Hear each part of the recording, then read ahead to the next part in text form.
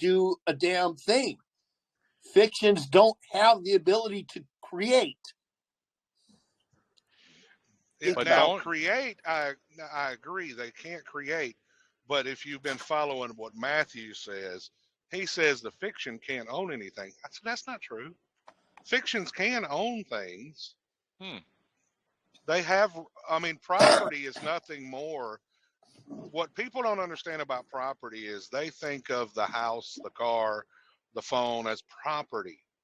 No, the tangible item is not property. It's your rights and interest in the property. Now the question is are you the only one that has rights and interest?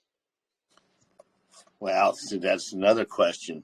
It would seem to me that others may have rights. You contracted with them to be your supervisor.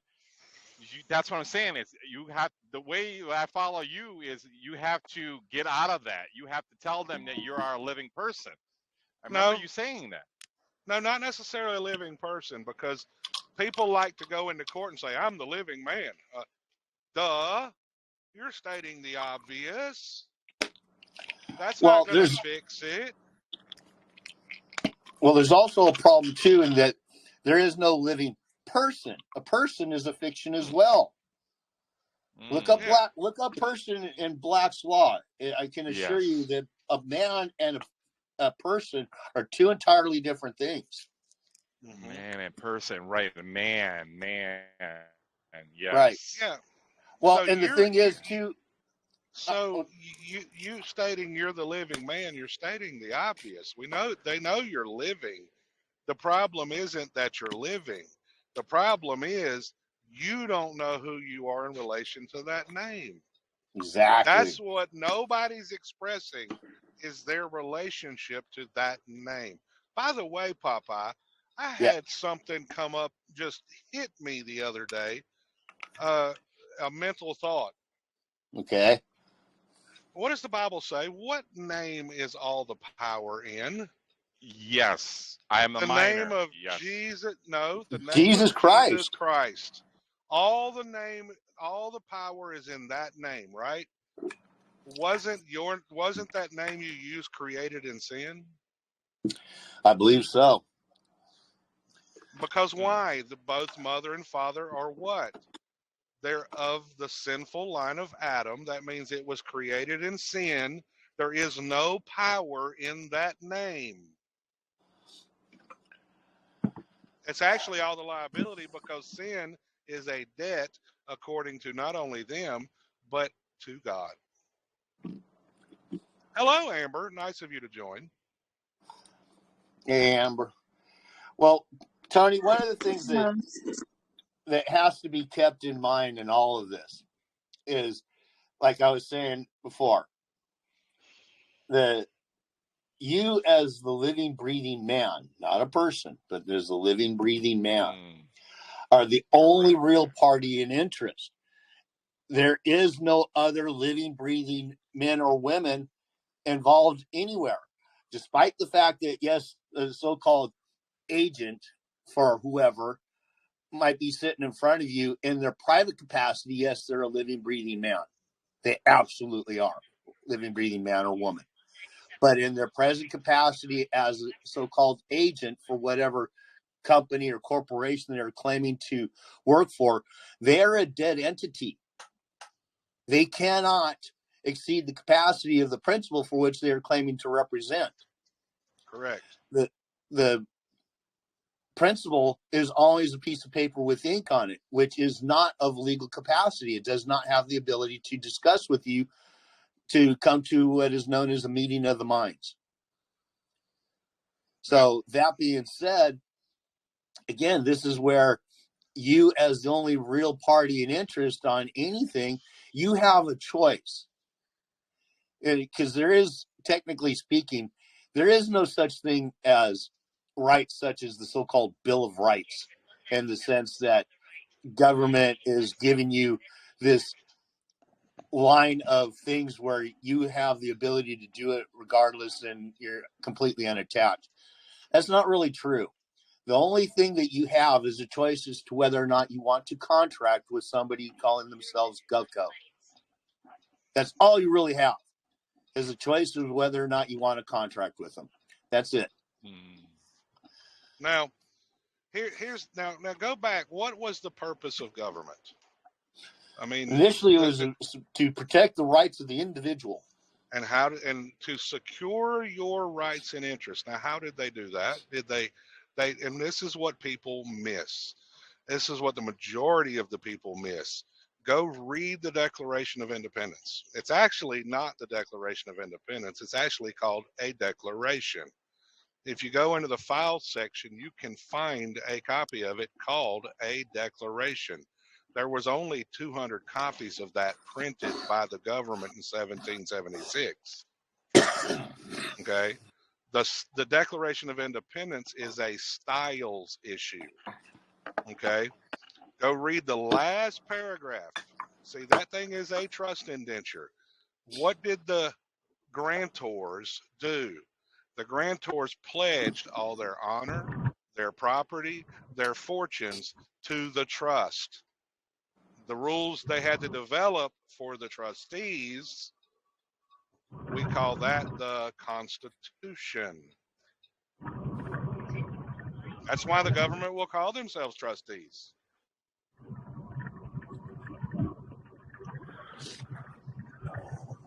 So if they're supposed to secure your rights and interest, which is property, how did they do it? They put everything into trust. That means the trustees are the obligor. That means you're not the grantor, you're not the trustees, and you're not the beneficiaries. The only thing you can be is the general or registered agent.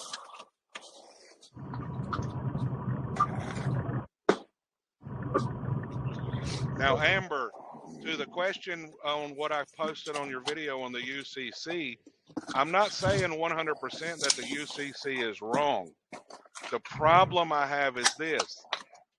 If that name isn't yours and that name is their property, because it plainly says it on the back of the social that it's their property,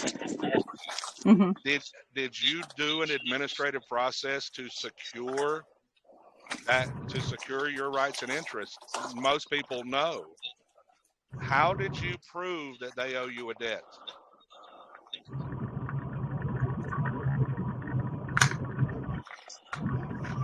Tony, you're driving, ain't you? How do you know? I was just charging my Bluetooth and I got to. Yeah, just mute yourself for a minute because of the background noise. Yeah, I'm gonna fix it now. Yeah.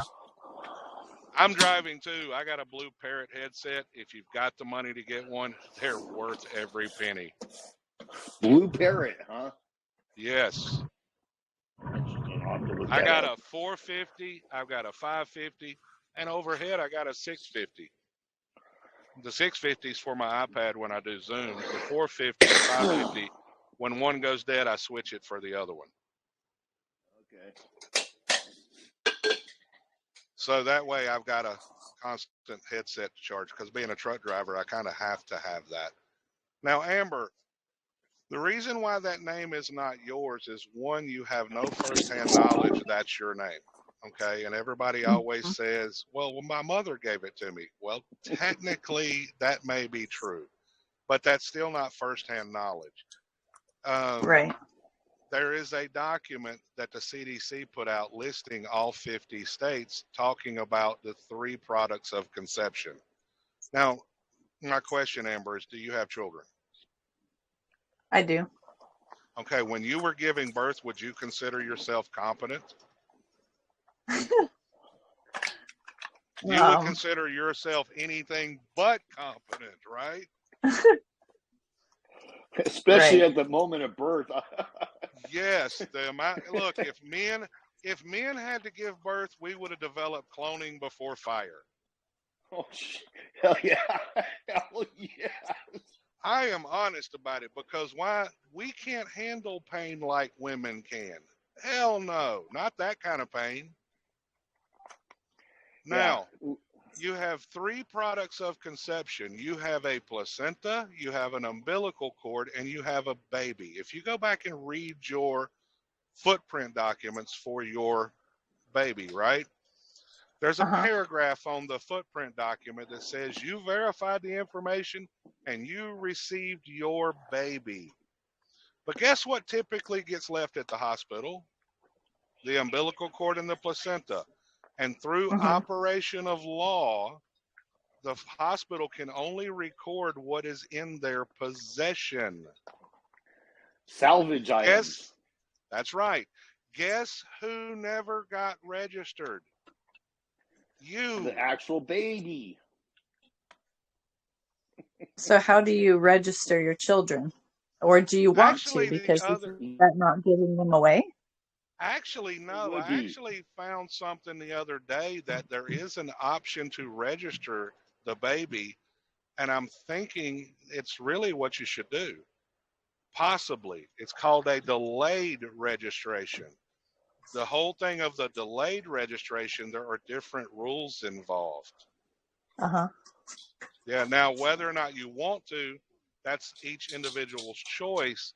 But if you register the baby, you need to express your intent. And that's what nobody's doing is, you've heard the term express the trust. Well, how do you express it? You write your contract and contract with your government. Now, personally, I am of the opinion, and this is just my own opinion, but I would not register any children.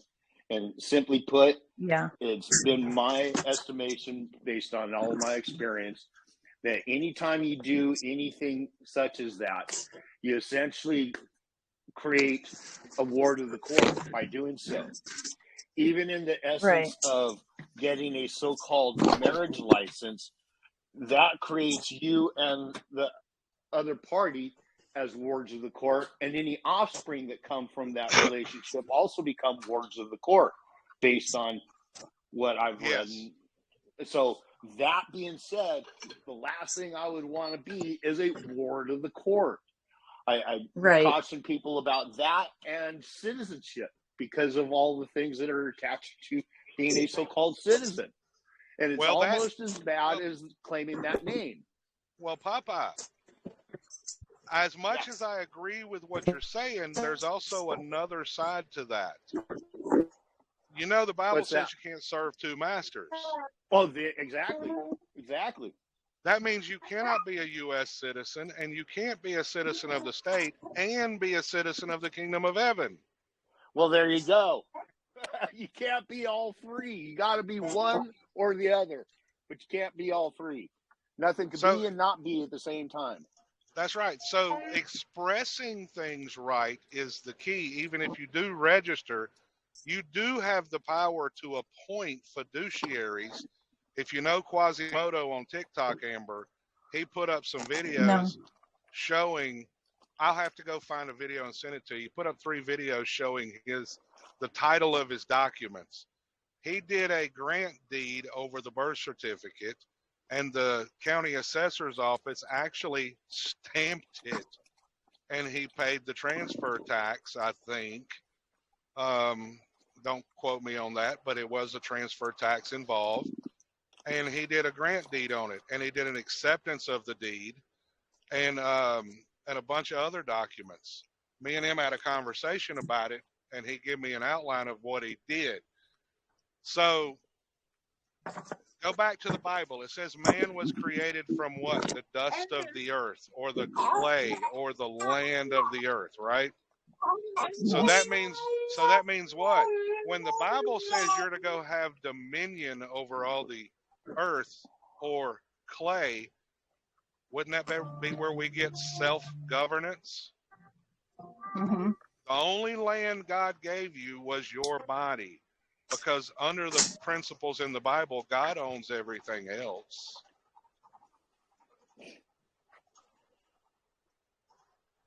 Yes.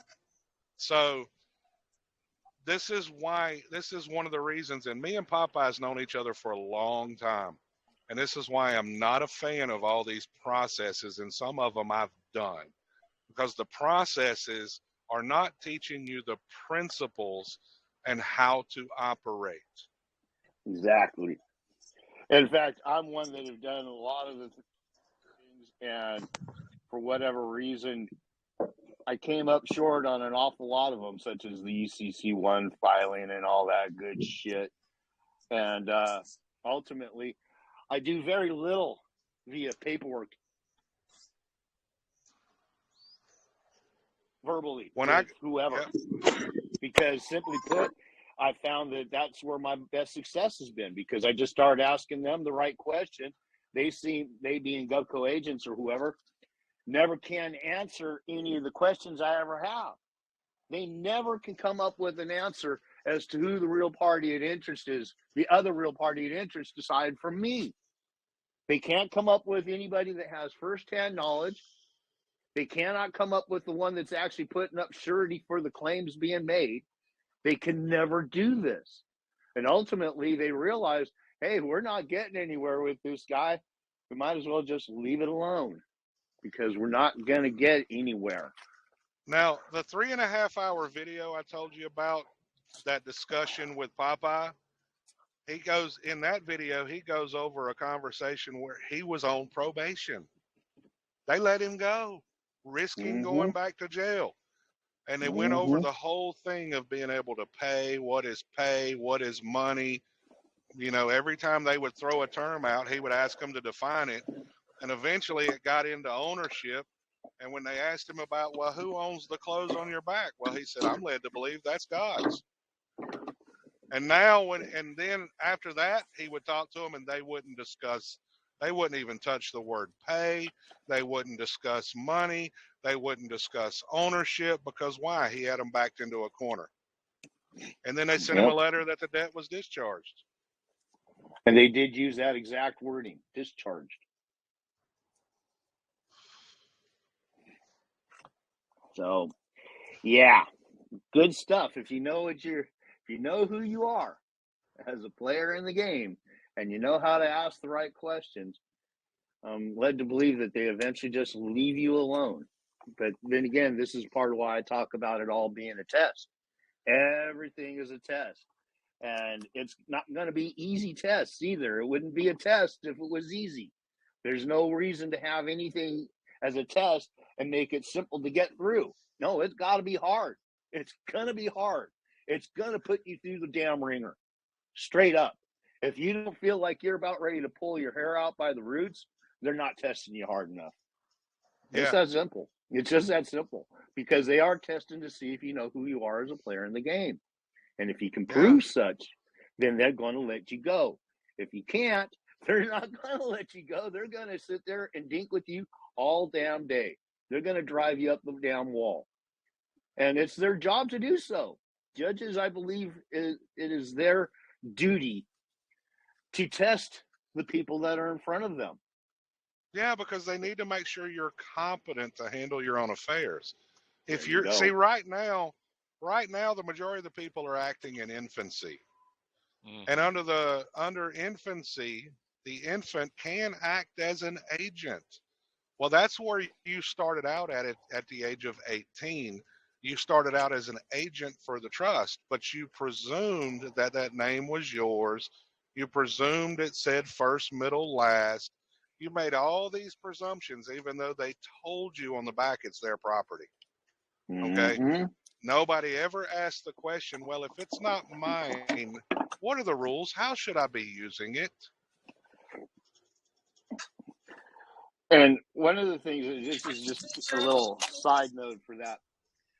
A while back, I had this brother on the phone attempting to help him as much as I could. He was wanting to understand some things. But yet, this brother could not get his mind unwrapped around the idea that why would his mom lie to him when it came to the name?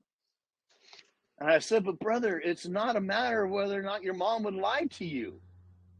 If your mom said that she calls you Mikey, she's calling you Mikey. That's not a matter of whether or not she's lying to you.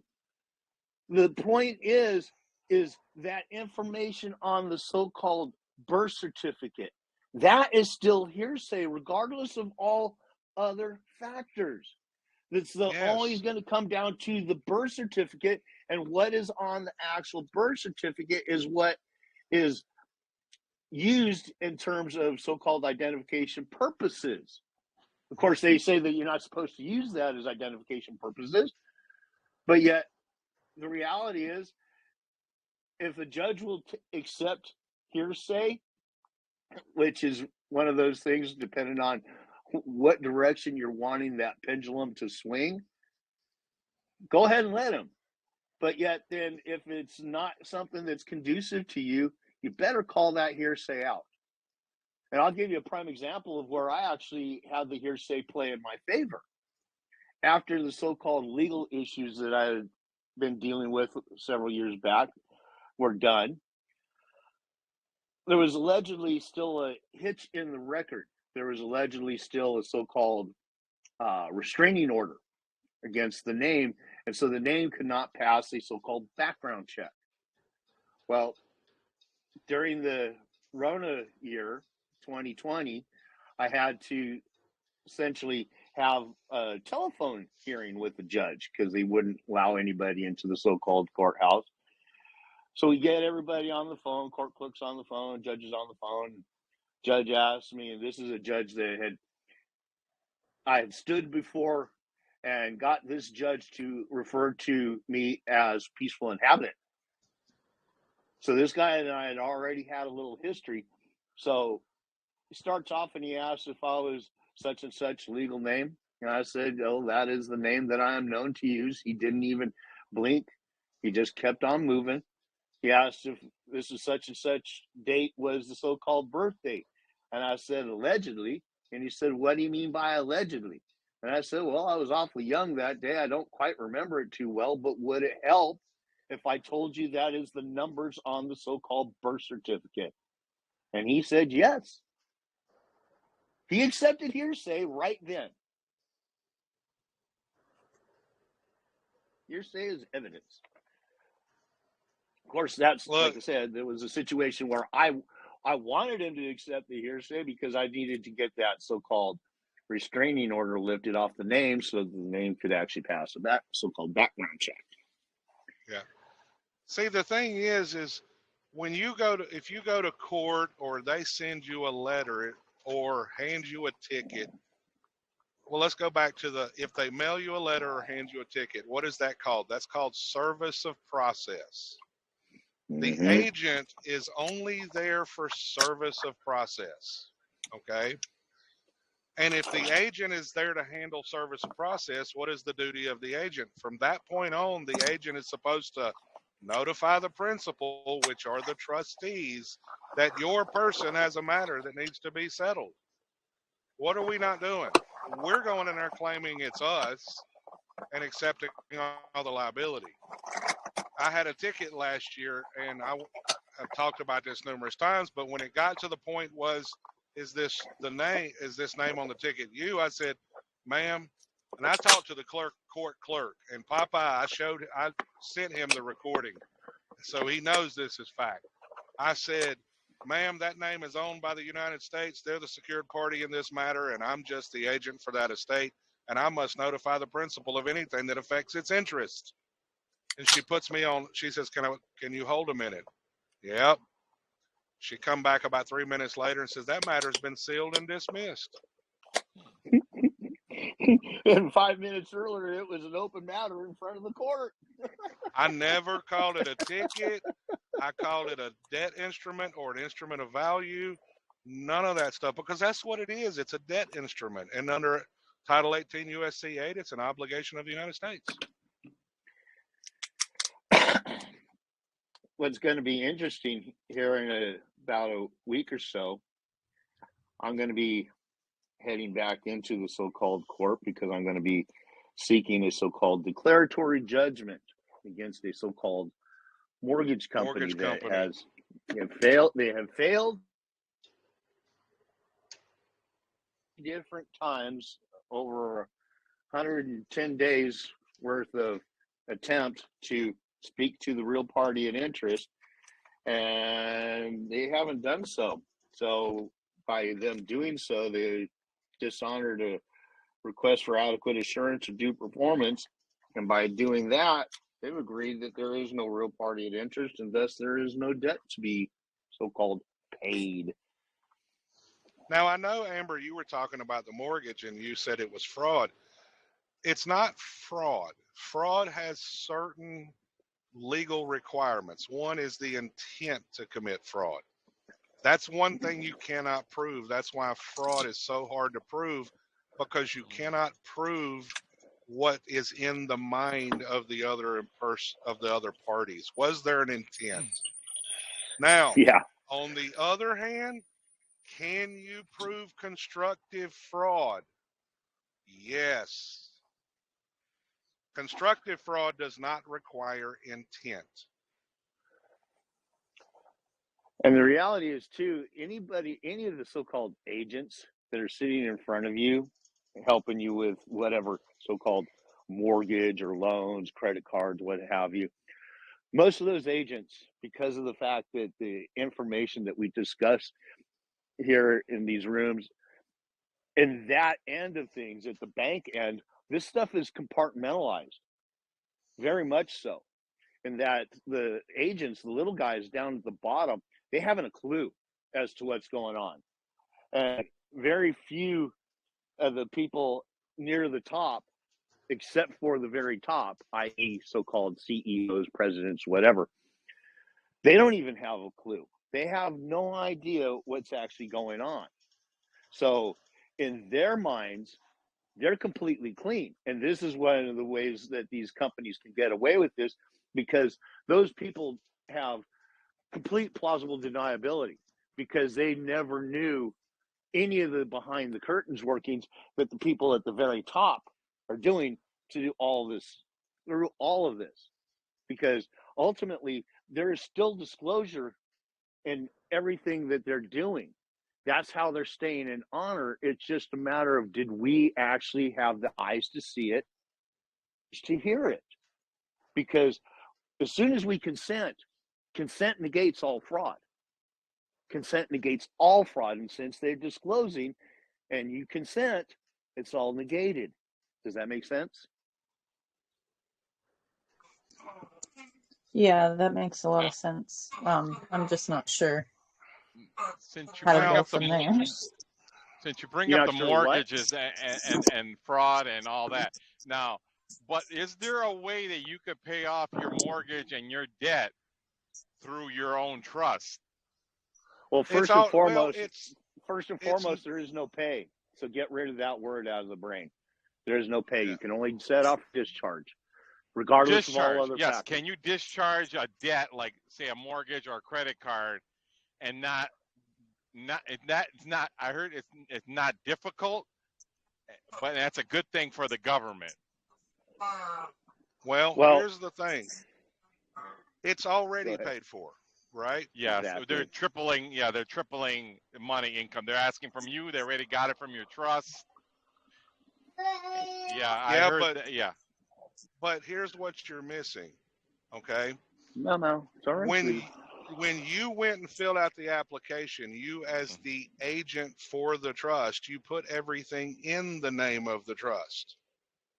You put the all caps name, you put the social. The social is nothing more than an EIN. Right, that's how they got the money. Okay, now, so under 12 U.S.C. 412, you issued a collateral security for the on behalf of the trust. Correct. Yes. The trustees of that trust are listed on the Social Security website. They are the principal party. The agent, you appointed the mortgage company as a sub-agent and a special agent. That's the reason why they're allowed to go create escrows in that name. Okay? Your duty was to report to the principal so the principal could balance the books.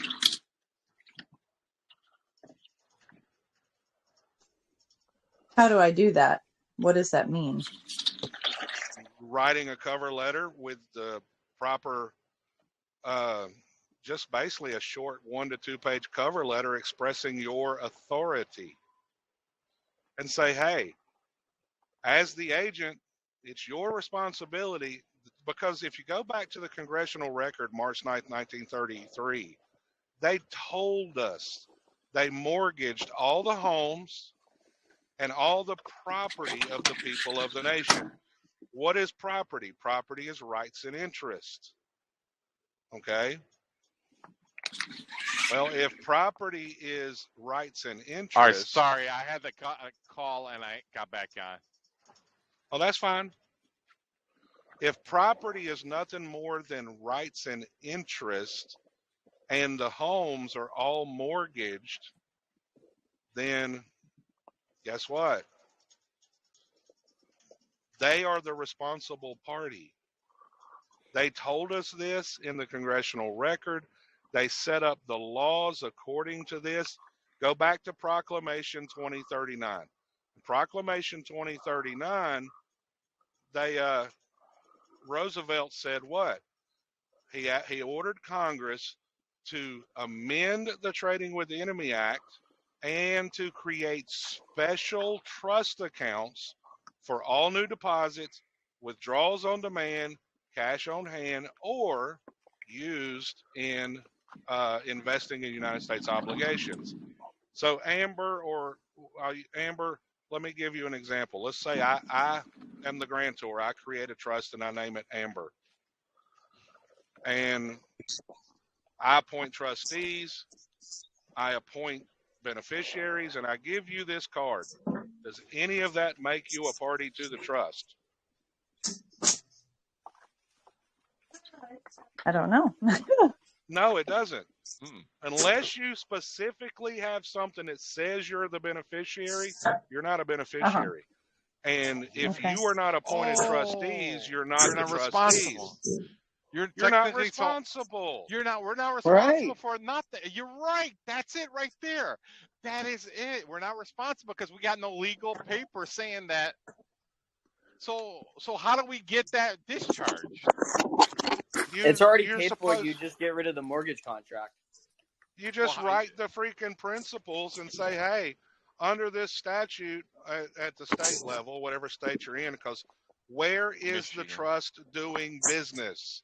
The trust is doing business in one of the 50 states. So under the state code, it says here that the directors, officers, and agents of the corporation is not liable for the corporation. And under this code, the agent says what? My duty is for service of process. And under this code, it says that my duty is to notify the principal of any service of process. And since I'm doing this in good faith according to the laws, because your card says it's your property. Now, is a mortgage different since you signed the mortgage? No, it's still their property.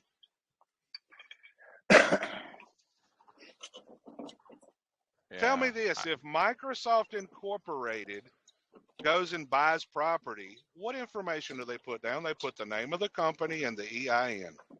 Yeah. Is Incorporated Microsoft's last name?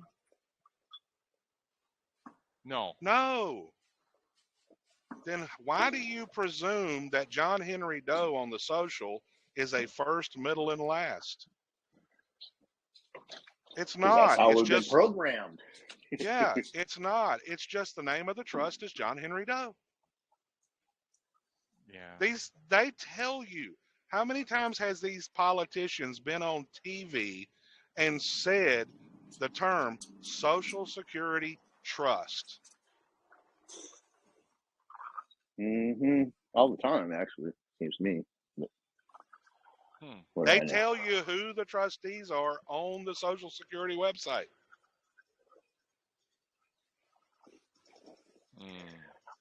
Now, the one thing I will say is this, and this is something that I've been doing for several years now, and that is any of the so-called benefits that would come through the use of that so-called name, such as,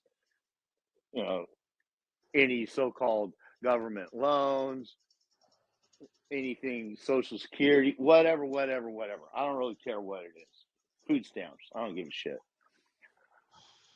If you need to use that stuff, acquire it.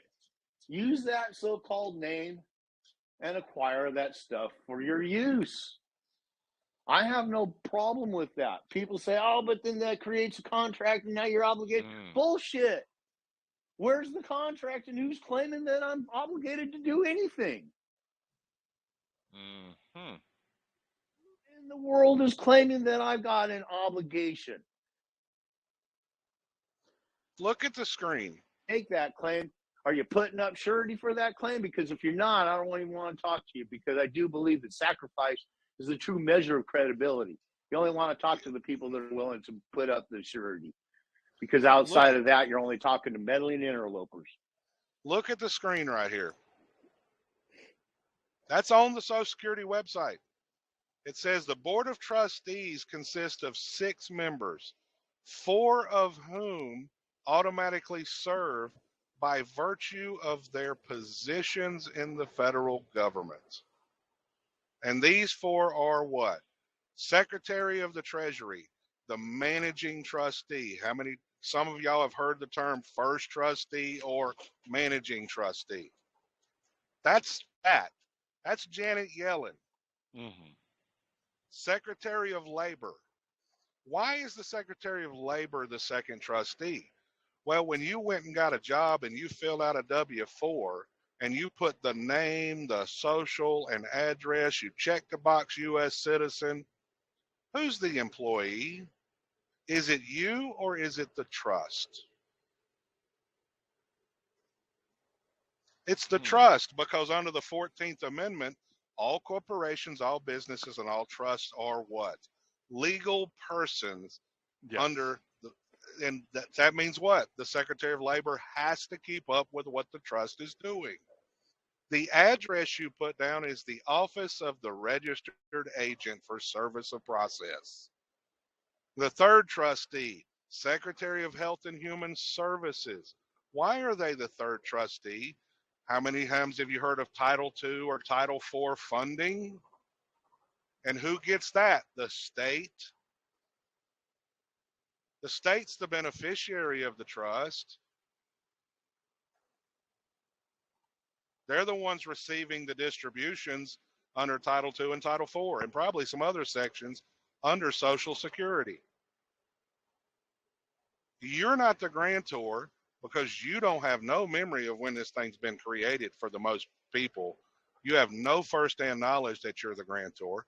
You don't even have firsthand knowledge that you're the trustees, and you don't have any evidence that you're the beneficiary. And my buddy Tim, who's in this group, he shared a phone recording a while back.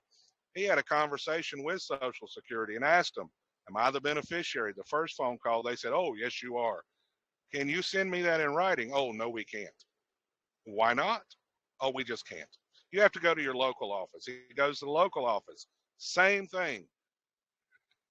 Am I the beneficiary of this account? Oh, yes, you are. Can you give me that in writing? No, we can't. Why do you need it? Oh, I just need it for my records. So 2 weeks later, he has another phone call. This time he talks to somebody higher up, and they point blank tell him, they said, no, you're not the beneficiary yet. I said, Tim, I told you, if you're not the beneficiary yet, somebody else is. Because if he was a beneficiary, he'd get all the money. If he was the beneficiary, it changes the nature of the game, because the beneficiary's never liable for the trust unless the trustees don't do their job. And now the beneficiary can sue them for not doing their job. Now, on the other hand, under the laws of agency, the liability is different. The agent is never liable for the principal if the agent does their job. The only time the agent becomes liable is when the agent doesn't do their job. And let's get one thing straight. There is no set thing as money. Just because people think that there is such a thing doesn't mean that there is in reality. The Federal Reserve note is not money specifically. It is a debt.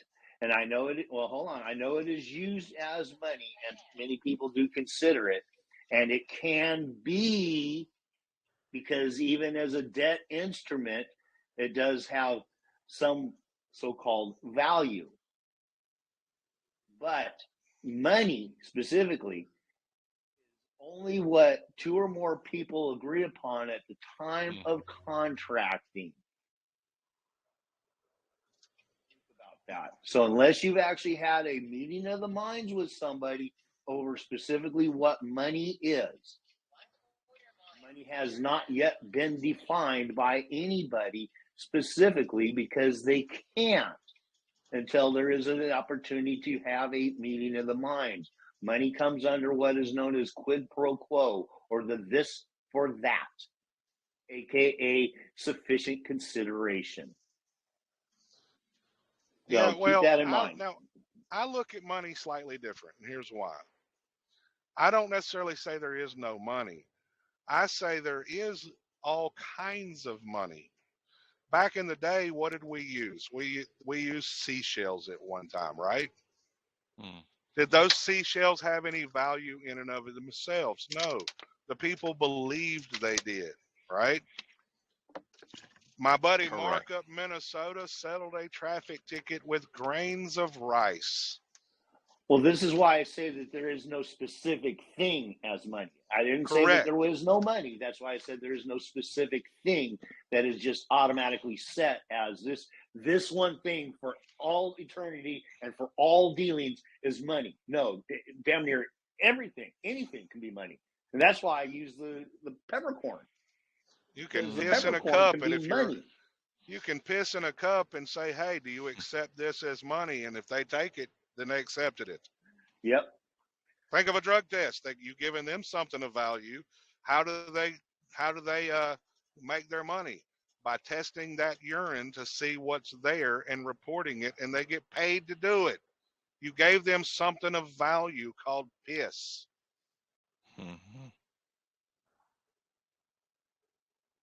Did they ever compensate you? No.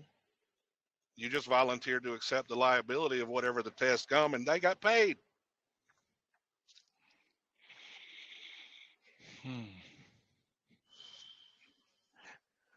It's all actually pretty simple stuff. It really is. It's just a matter of we as a society have been so conditioned to believe the opposite of what really is.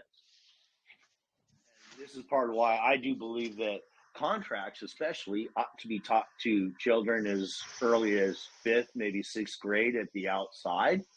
But of course, that does not behoove or benefit GovCo and or GovCo agents any at all, because of people starting at 5th or 6th grade started understanding contracts. They would, by the time they became so-called age of majority, they wouldn't be contracting with GovCo anymore. My buddy Mark up in Minnesota got a letter from the IRS stating you owe blah, blah amount of money.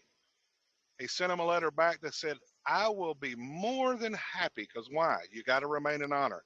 He said, I will be more than happy to settle this matter, and I don't got it word for word, if you can direct me in what, I said, if you can direct me according to the supreme law of land, in what species you want me to make a tender. That's pretty close to what he said, but not exactly. He used the verbiage right out of the Constitution without claiming Article 1, Section whatever, Clause whatever. He didn't say that. He just used the verbiage. That was last June. He sent it to the agent, to the head legal counsel of the IRS, to the IRS commissioner, and to the Attorney General's office. Guess what? They haven't never responded. See, by law, 31 USC 5118, they cannot demand payment in any certain species. Because our debt is been cleaned out. It's already, everything's already been paid. That's why that everything's already been paid. That's why I got where you're saying.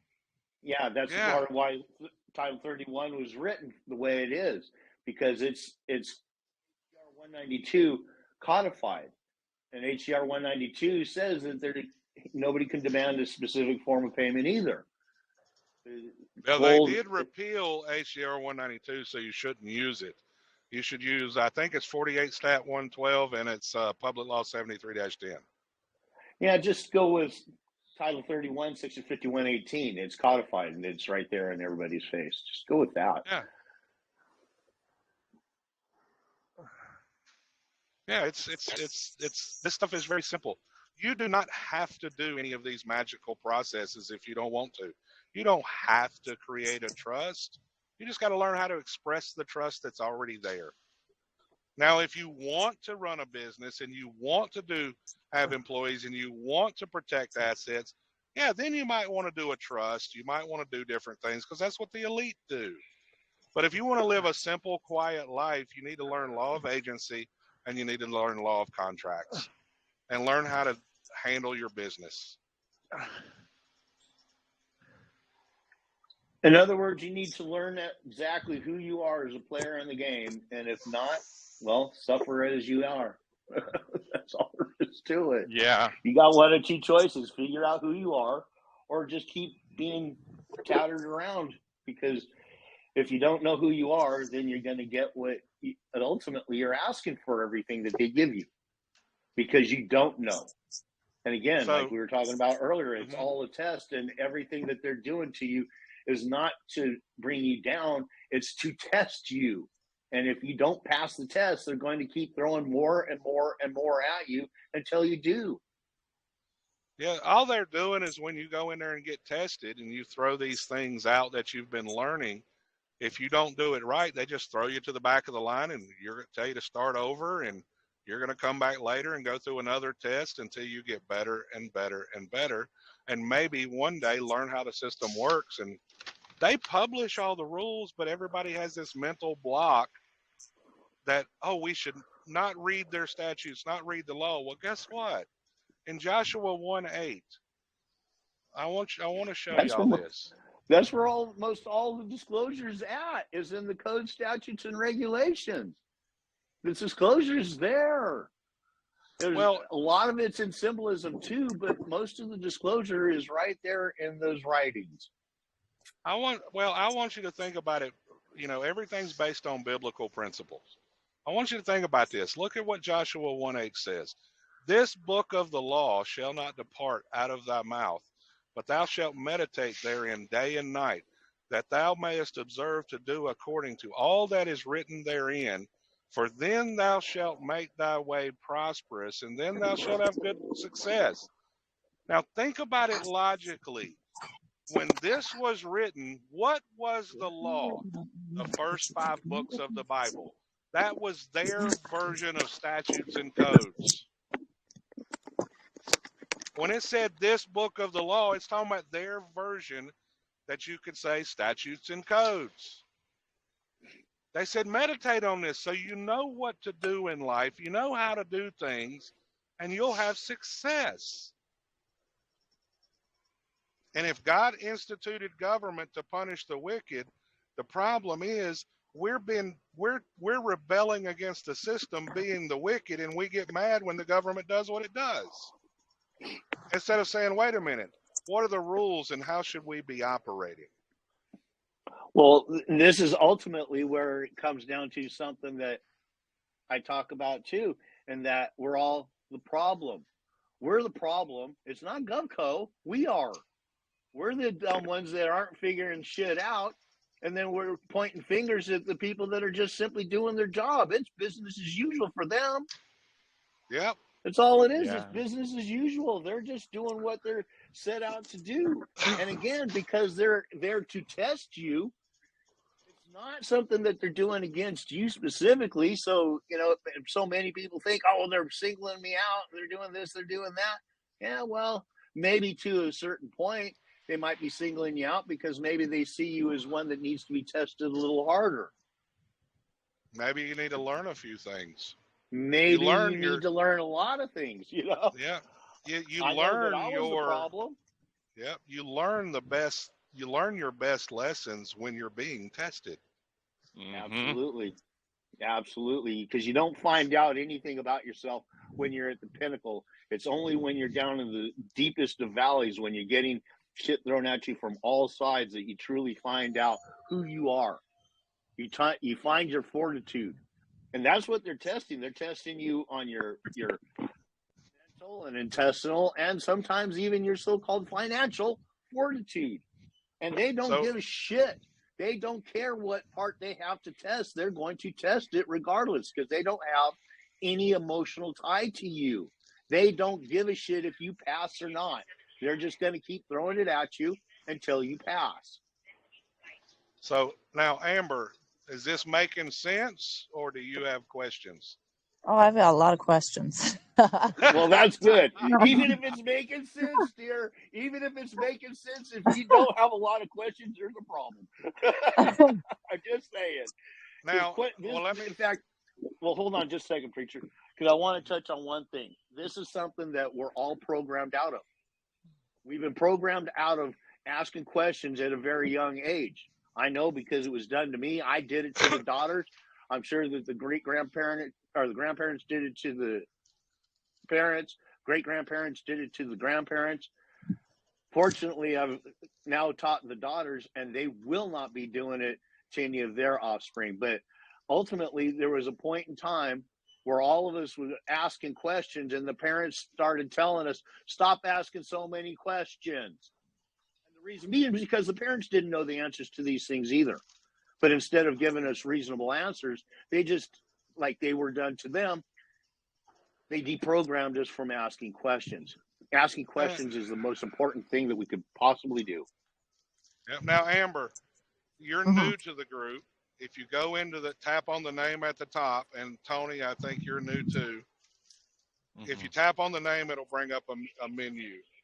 Okay, and you'll see media, files, stuff like that. Scroll to the bottom of the files. Just scroll and scroll. You got to cache the files to your phone. I mean, and here's the deal. I do teach classes. I am doing a workshop on law of agency right now that is detailed. I don't mandate everybody to take my class. I've got the books in there. I told you, like in my link tree, the Gilbert's Law Summary on Law of Agencies, they're free for people to learn. You just got to understand that's going to be a basic test book, because it's written for law students to get you your basic information to pass a test at law school. Okay. That Law of Agency is there for people to download freely. You've got highly recommended. Yes, you got 15 different Gilbert's Law Summaries in the files section. Nobody has to pay for anything. If you want to actually have detailed time and ask questions like a class, oh yeah, then we'll do a class. But other than that, I tell people exactly what's going on. I can't do it in detail doing a live driving down the road. Right. You see what I'm saying? But all this information is out there if you just know what to look for. It's just like there's a book called Commercial Paper and Payment Law that's free. That'll teach you the basics of banking. Okay? Learning how to do things. And shoot, by the way, the next class that we're doing on agency is going to get into the duties of the agent in depth and negotiable instruments. Now, this also goes right back to... Now, that class, is that going to be like mortgages and stuff?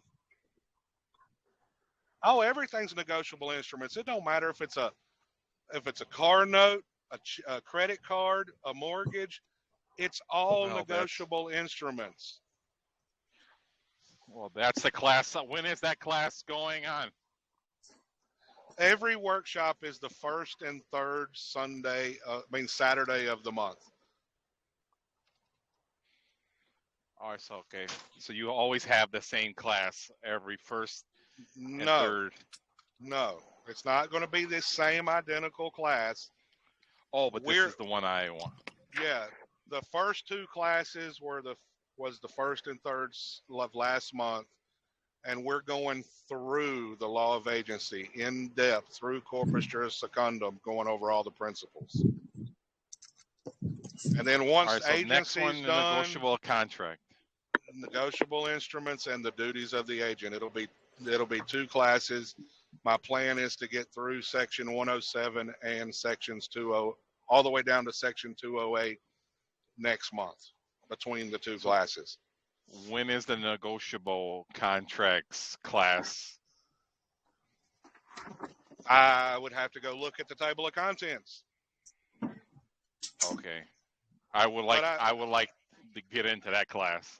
If you join as a member of the website, the Century member, you get both classes every month. Plus, you get into the workshop group where every Saturday we're not doing class. We do the same time every month. We do a live where you bring your questions, you bring your documents, where you learn how to write. We go over everything to teach you how to write things short and concise, help find the codes when you can't find them. Because part of doing this is learning how to find things, learning how to search for things, getting your search terms right, because that way you learn how to do things short and concise to where they kind of see that you know what you're doing. Because here's the problem. You have a Fifth Amendment right not to incriminate yourself. And people say, well, what you say they will use against you in a court of law. Anything you say will be used, right? People think that's based on what you speak. It's not just what you speak, it's also what you write. So learning how to write in a short, concise manner isn't always easy. When I first started doing this, I was writing a book. We want to explain every detail, and that will bite you in the butt. You will give them a way out when you do that.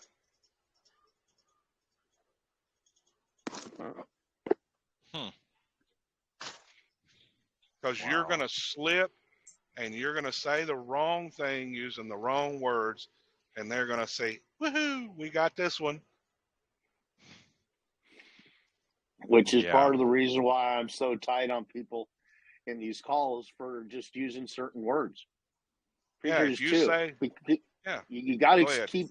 I was just going to say, you just got to stay totally on point when we're in the general sense of a conversation, a quiet, private conversation with, say, your spouse at home.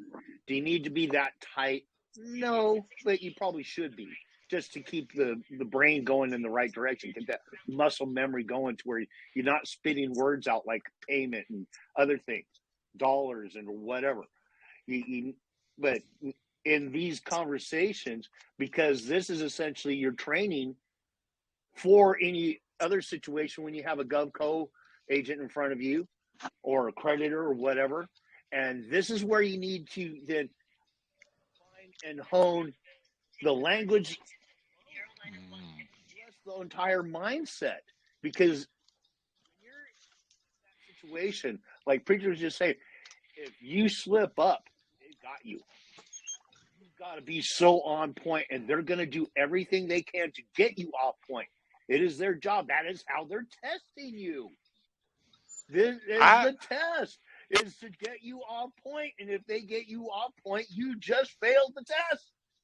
Look, people in my group that are familiar with me, they will slip up and they will say my name or my birth certificate, and I immediately stop them.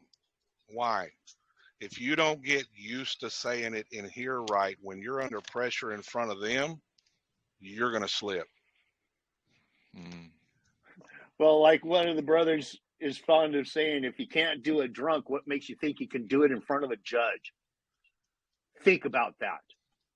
Think about that. If you can't do it drunk, what makes you think you can do it in front of a judge? Well, most people aren't even drunk in these calls. Everybody's stone cold sober. But if you can't get it done here, what makes you think you're going to get it done in front of a judge when you're under all kinds of stress and pressure? That judge will make you drunk, man. Oh, fuck he knows yeah. No kidding, King. No kidding, King. No, and look. I'll tell you right now, I've actually been trashed on so-called psychedelics. A couple of hits of acid and a stack of mushrooms, and been able to just roast people. In a night of role-playing, I annihilated everyone, because I kept it in mind. If you can't do it drunk, what makes you think you could do it in front of a judge? Well, I'll have that at the next level. If you can't do it tripping, what makes you think you could do it in front of a judge? Well, I was tripping balls, and I annihilated. You have to be on point. You know, the Bible talks about you're to go to your adversary quickly before they drag you into court, right? Well, Settle we all talk matters about outside and independent of the court. Do not create controversy to where the court has jurisdiction. We talk about public and private, but we never want to go to our adversary quickly, privately. We wait till the last minute when we have a court hearing, and then we want help. And then you're too late. You gotta handle things totally differently when you go to court. Absolutely, which is part of the reason why doing an administrative process is an exceptionally important deal to do, because even recorded phone calls aren't nearly as good as having in writing and having a third-party witness to all responses to and from the other said entity. Yep. Yeah, and I'm about to go to fruition on just that exact deal on a so-called mortgage and the other entities, and there's two of which now are involved because the original mortgager hot potatoed the damn thing over to a third-party debt collector as soon as they received the first notice for adequate assurance. But ultimately, they completely have failed, and they have made the agreement. And everything being in writing and having gone through a notary, I now have witness statements from a notary saying that there has been 0 responses from this other entity. Yeah, now basically makes a done deal.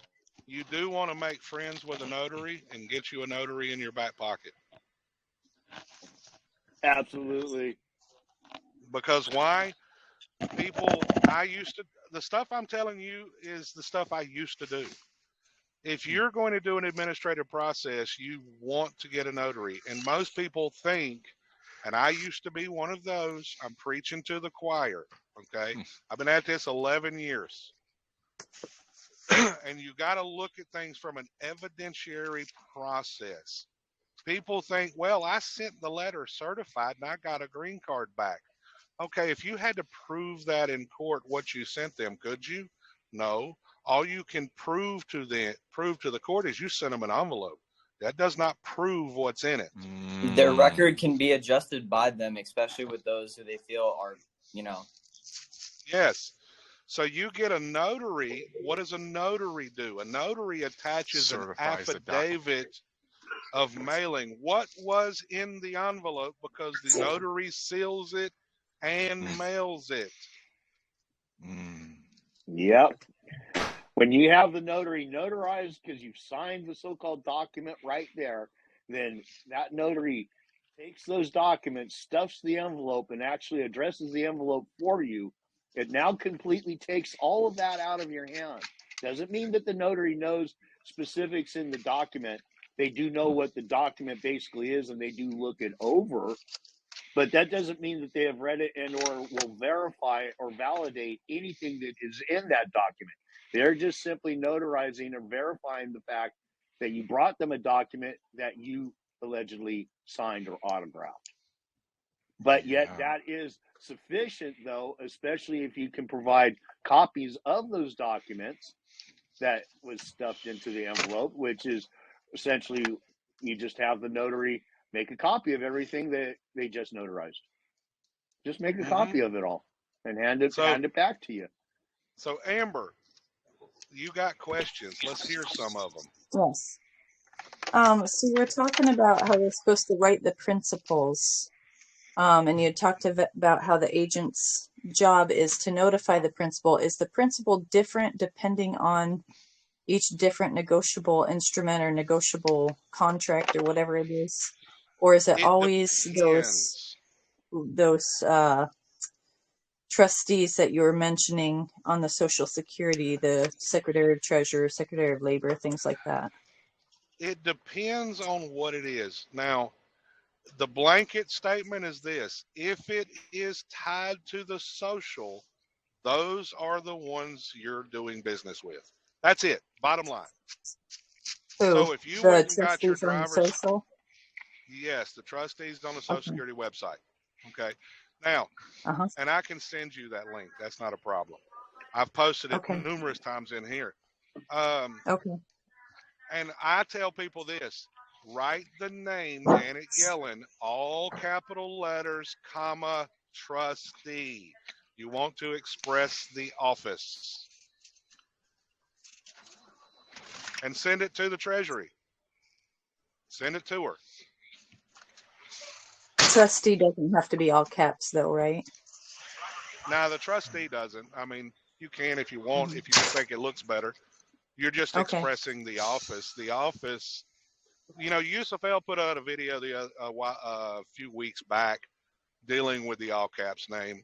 And he said, go look at a lot of these senators. The reason why they are not, you can't hold them liable. Go look at how they dress themselves. When they're on TV and they introduce the name on the bottom of the screen, what is it? It's all capital letters. You're expressing the office. The office is never liable. Mm-hmm. That's their official capacity operating under agency. Okay. So you're wanting to notify them of everything. So, for example, you're talking about the mortgage. You would send them the mortgage contract and notify them of it, I guess. Yeah, that's right. And then do you have to tell them what you want them to do, or do they just know what they're supposed to do? Oh, they know what they're supposed to do. You don't have to tell them their job. Uh-huh. There's a lady in my group here. She goes by Wolverine. She wrote a letter one time to the Secretary of State about her passport, and she read it to us. And I said, Dawn, you got a problem. She said, what?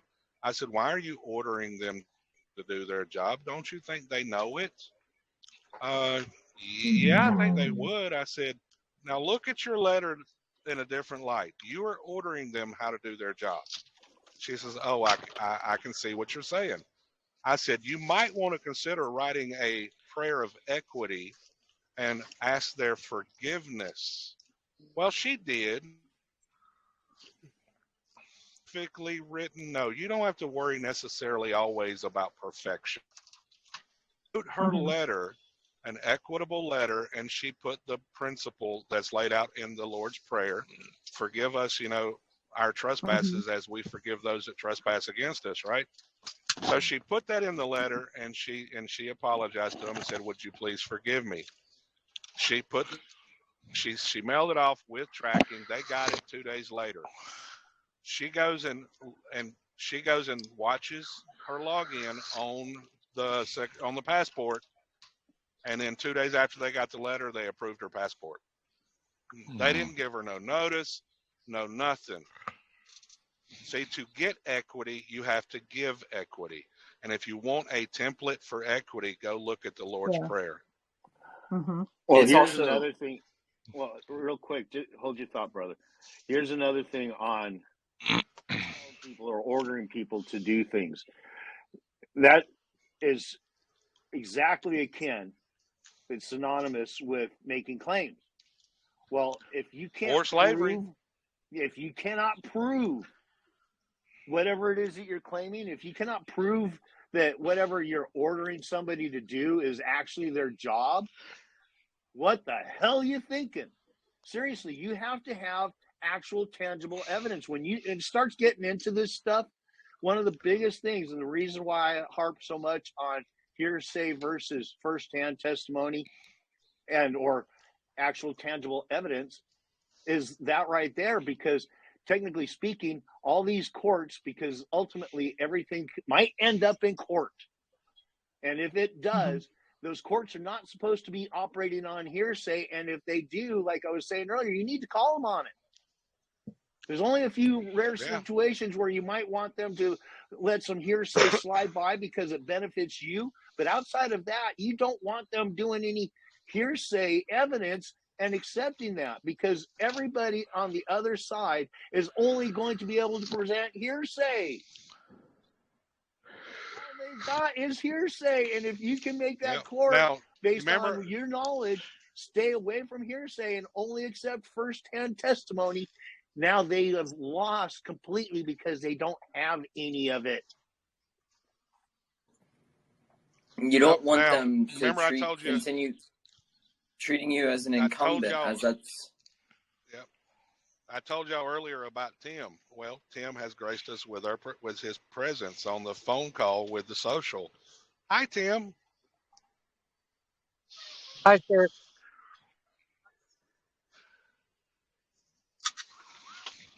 Can tell you that they told him, no, you're not the beneficiary yet.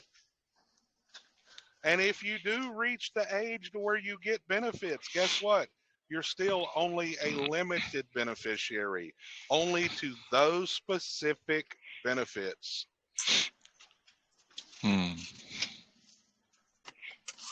You're not the full beneficiary.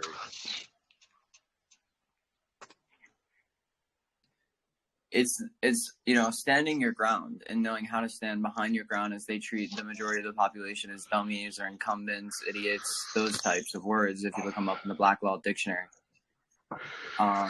So, and Pastor is very, very, very intelligent when it comes down to the stuff. He has vast knowledge. Most people one don't of the get things success is these. Go ahead. These people know that there are groups like this out there that are teaching people templates. Come pay me $500 for my template, and I'll help you do your paperwork. They know that the average person never has an intent to ever take to court. You give them a negotiable instrument without the intent of fighting them for that right.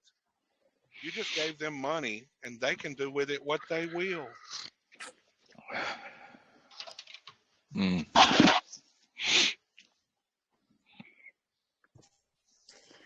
had talked about earlier asking, what are the rules? Like on the Social Security card, it says you're only allowed to use this for certain purposes, but they don't tell you what it is.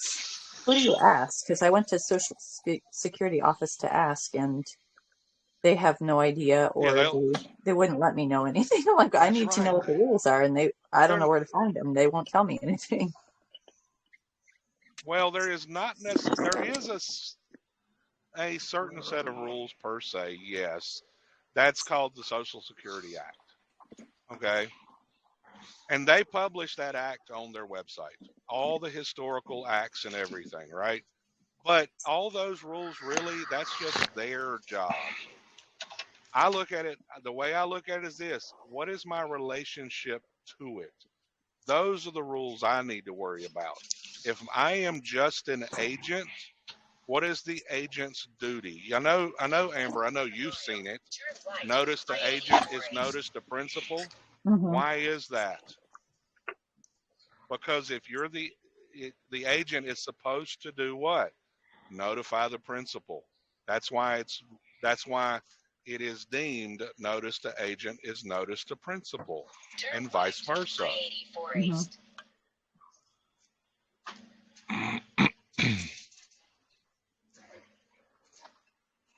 I-84, where are you at?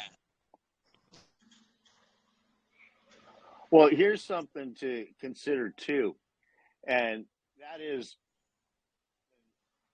he was mentioning to basically stay on point. Yes, you need to stay on point. In fact, this all gets back to, and of course, of the so-called rules, and when you ask somebody what something means and they can't answer you, or they won't, part of that is because, well, two things. One, it's all ambiguous. The author of all these so-called codes, statutes, and or whatever, you're never going to actually talk to that person, such as even a so-called mortgage agreement, loan agreement. The guy that wrote that agreement was some guy in a legal department, and he's not even around. He was probably, might have even been an outside, not actually in-house of whatever nature. Mm-hmm. So you're never going to actually have the ability to ask the guy that wrote those words, what do you mean by them words? What do you mean by this word? What do you mean by that word? And nobody that's sitting in front of you has any clue as to what the intent was by the author. Hello, Elena. Nice of you to join us finally. I know you said you were going to be with family. Yeah, sorry, I didn't see the link until, I was looking around noon, and then I didn't see it, and then I got caught on the phone with actually M&T dealing with some stuff. And I was confused. I thought I was actually talking to you when I was talking to Amber. I was confused. So I'm on backtrack to your UCC statement that we were discussing. Yeah. Okay. Here's the problem. The name isn't yours. Do you have children, Elena? I do not. Okay. You're going to want to know this stuff for the day comes when you do. Okay. There's a CDC document that I have would list all 50 states on the 3 products of conception. Okay. You have the umbilical cord, you have the placenta, and you have the baby. Mm-hmm. Amber did say yes, she's got footprint documents for her children. So I've got them for my daughter, my youngest. I've got them for me. On my daughter's, she was born in a totally different state than I was, but the paragraph on the bottom of the footprint document is the same. The mother verified the information and received her baby. Okay. Right. Now, here's the kicker. All 3 products are considered born alive. All 3 products have to be registered. Guess who never got registered, though? If the mother received the baby never got registered. The only thing that got registered was the other 2 products because that's the only thing the hospital had in its possession. Yeah, I was actually watching your video that you did with Felicia back in August, and you covered that much. Actually, I actually had like a little aha moment like halfway through your video. I didn't watch the whole thing, but yeah. So, what? And one of the things I tell people is using, Elena Deek. Let's say I don't know if I pronounced that right. Yeah, Elena Deek. Yeah. Yeah. If I create a trust, which makes me the grantor, and I appoint trustees and I appoint beneficiaries, and then I give you some identification card, does that trust you? No, it's a trust. It's a piece of paper. Right. Now, the trustees are the legal owner of that trust. When you are doing a UCC1 filing, my first question is, how did you perfect your security interest in that trust? You didn't. If that name is their property and the trustees are the ones that have the decision-making power, did you ever do an administrative process and prove they owe you a debt? No. No. Then you don't have the authority to do a UCC1 against the trust. It's not your name, it's not your property, and they tell you this. Read the back of the card. Okay, so UCC1 is not, I don't know. I was just looking up, I was reading the Redemption Manual 4.5, and it was, I think it's section 5 or 6 when it was talking about SPC, the steps to do that. And that's where I saw the UCC1, and then it went into depth about the UCC1, about you need the security agreement and all those. I can't think of them off the top of my head, like a POA, stuff like that.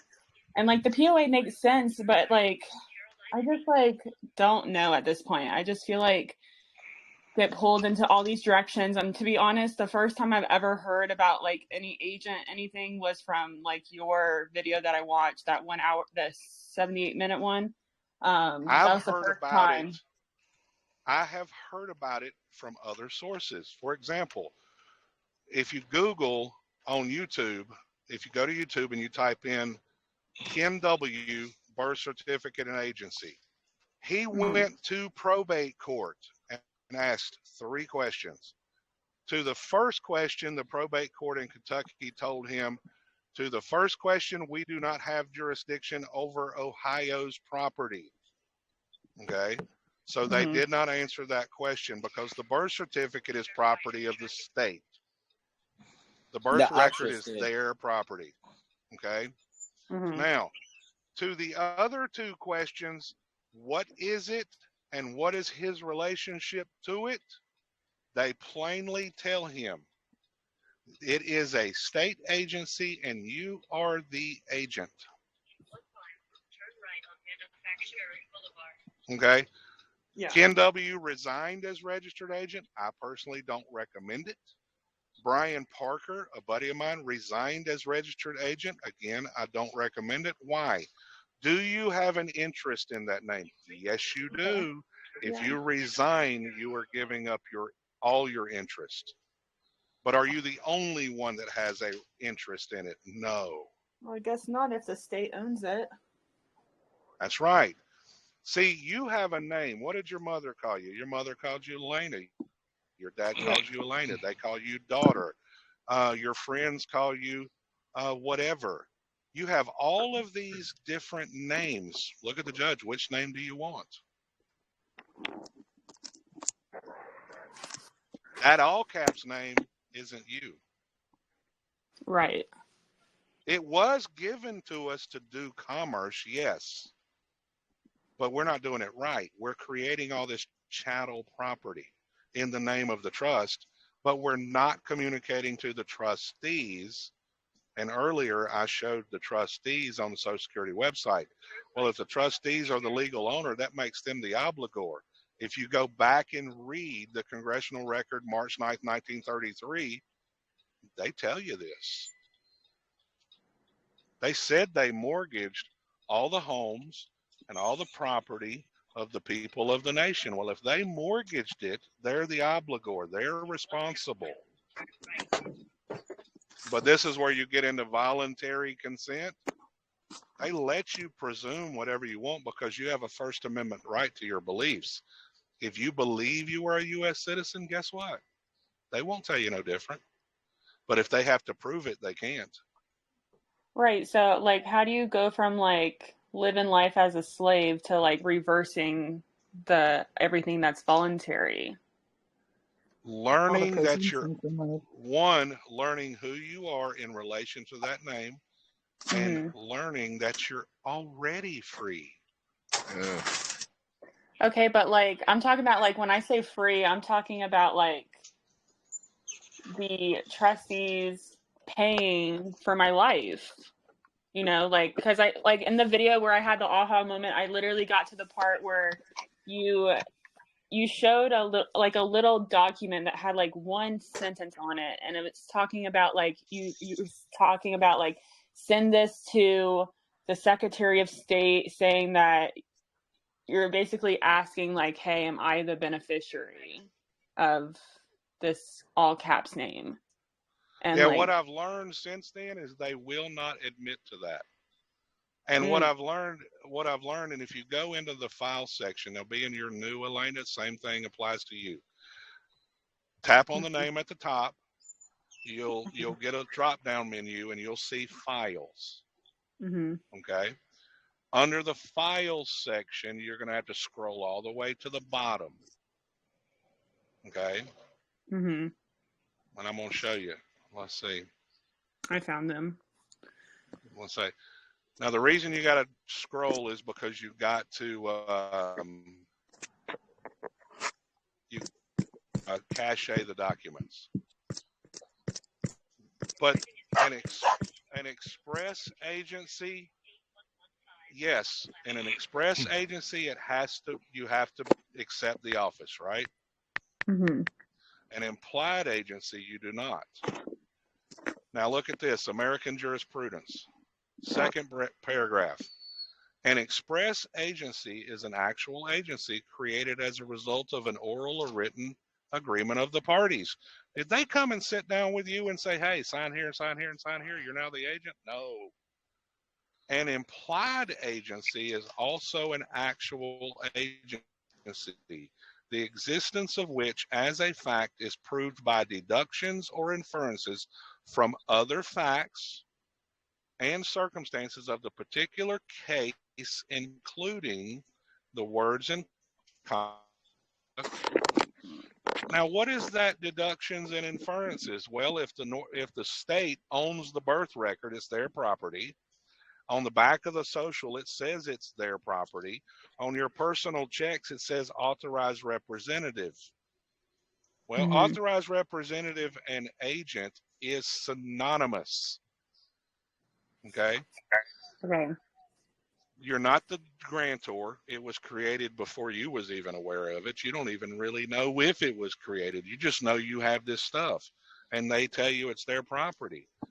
Well, you're not the trustees because you don't get to make decisions for the trust, and you don't have any evidence that you're a beneficiary.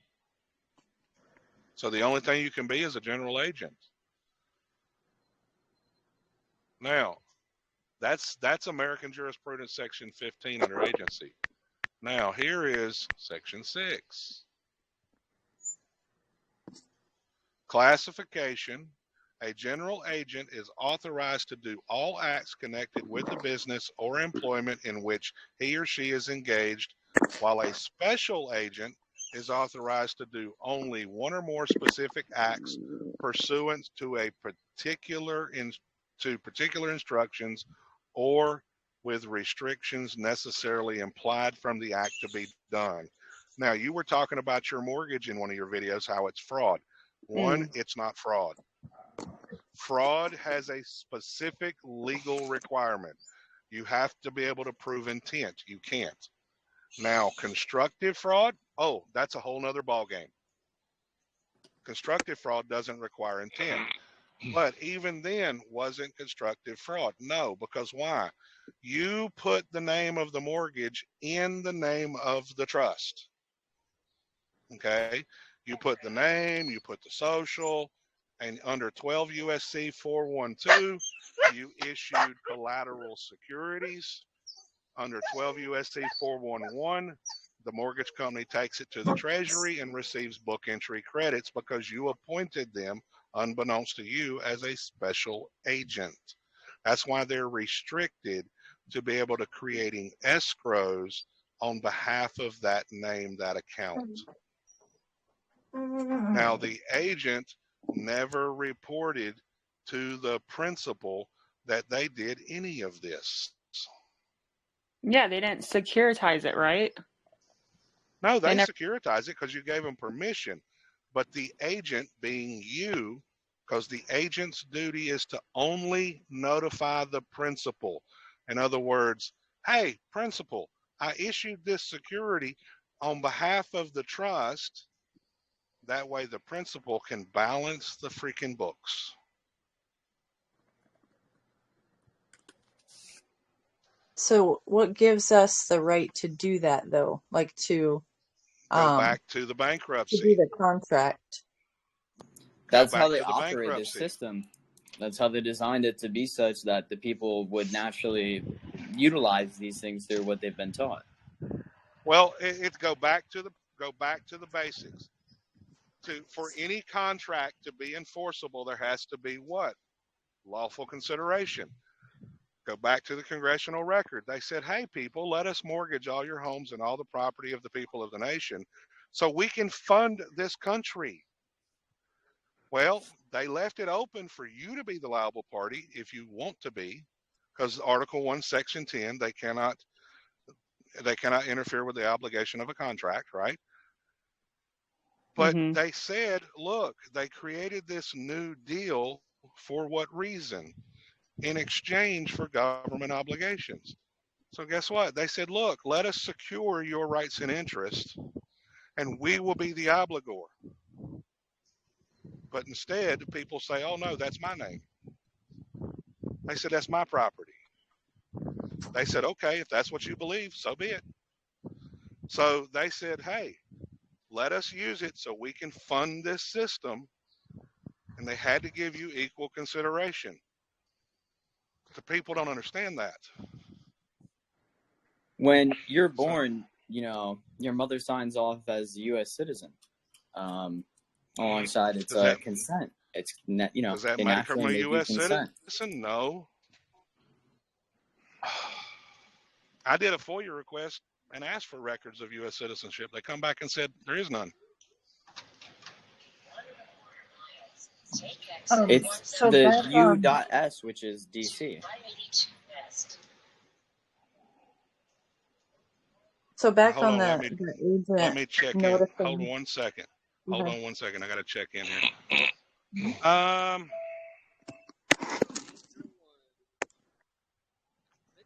Right here, 801-02426.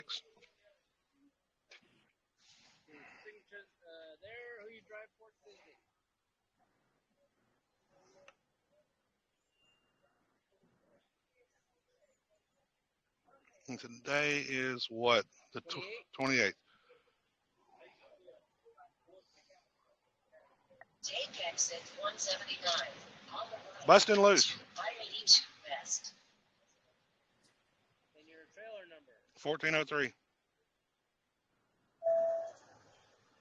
then your phone number.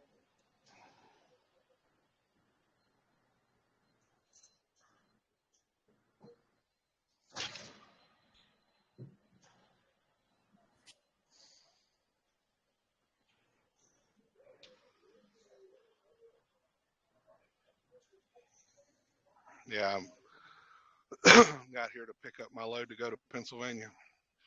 After Americold screwed everybody, because Americold got hacked. There, door 12.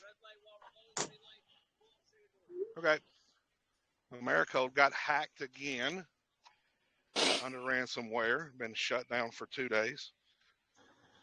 Broker didn't tell me none of that. They didn't even know. Now back to your question on the agency. So the agent initiates an event. I don't know if these are the right words, but like, for example, the mortgage. I don't know if you would call that a contract or an event. Do they have to go through like a CDA account and through their bank, and then the money's sent back to them to pay it, or do you just send it and that's your job is done? No, you just fill out the freaking contracts.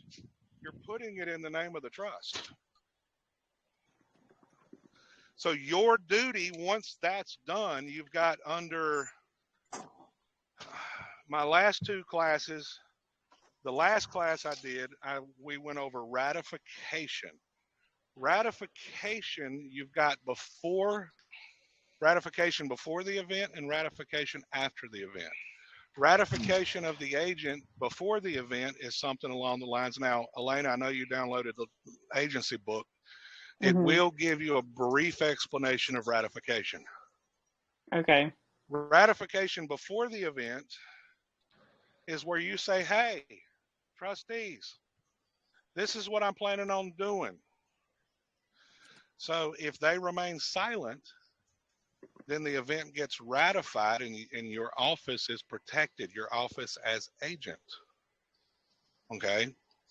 In other words, you tell them, say, look, this is my authority as the agent for the trust. I'm going to go issue a collateral security to this company for this purpose.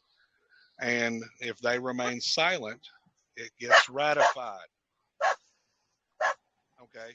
Ratification after the fact is when you say, hey, principal, I issued said securities, said whatever. And if they remain silent, it gets ratified and they balance the books. So you're supposed to do it before and after, or one or the other? One or the other. Okay. Yeah. You do it in good faith. You state your authority under the law, because why? Some of it's by operation of law. Some of it is by statute. The statutes will tell you that the officers, directors, and agents of the entity are not liable. Okay. Also, the agent's duty is for service of process.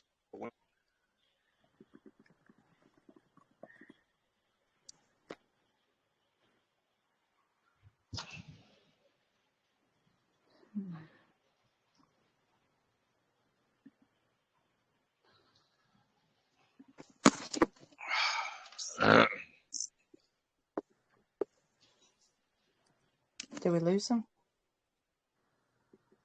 Yeah, probably.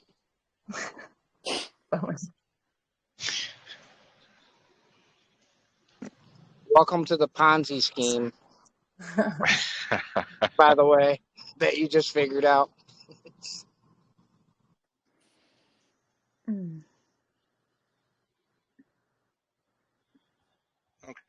Okay, I can hear you. So, where the hell did you go, man? Oh, I had one of those robocall people call me. About to Trying to send out drum a up search party business for you. I'm not hard to find. Just look for my truck. Big red one. Actually, no, but it's got my profile picture on the side of the truck. You see that? You see me. The profile. Now, yeah, my profile picture is my family crest. Oh, gotcha. And did you say you're on 84 or something right now? Were you in Oregon? No. Right now I'm in North Carolina, getting ready to pick up and going up to Pennsylvania. Gotcha. Now back to Elena's question. See, now the secured party process, though, has its benefit. One of the things I learned, I studied it for almost 5 years. And I'm still studying trust law.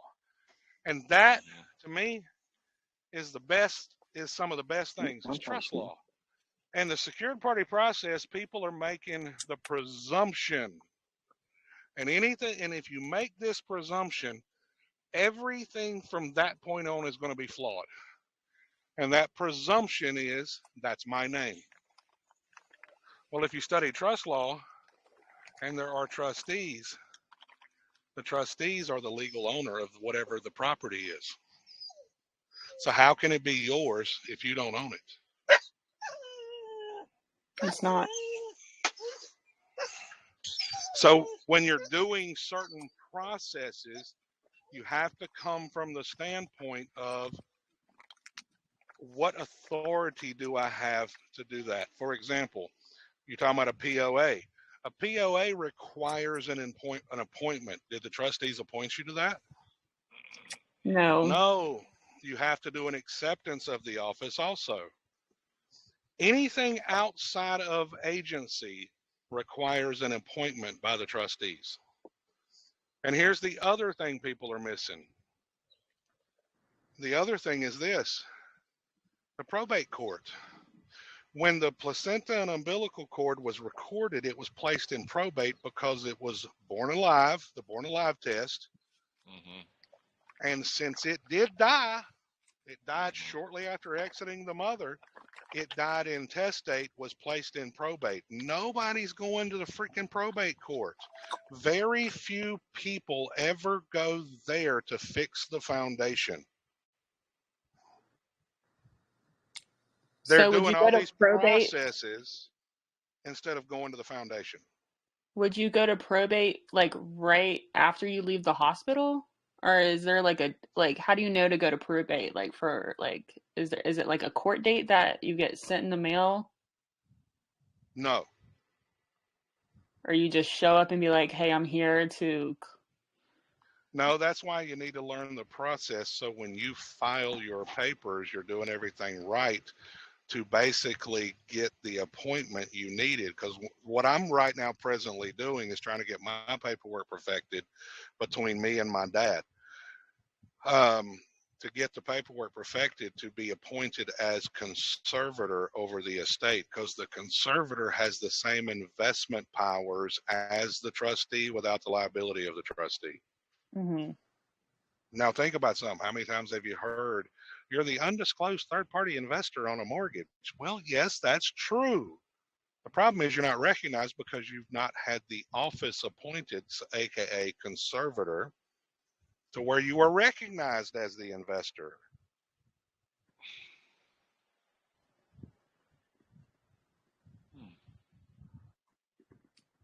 That's crazy. I've only heard that word one other time.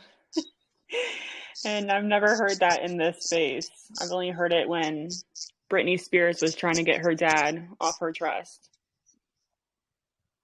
And a lot of these terms and documents we're talking about are in my file section.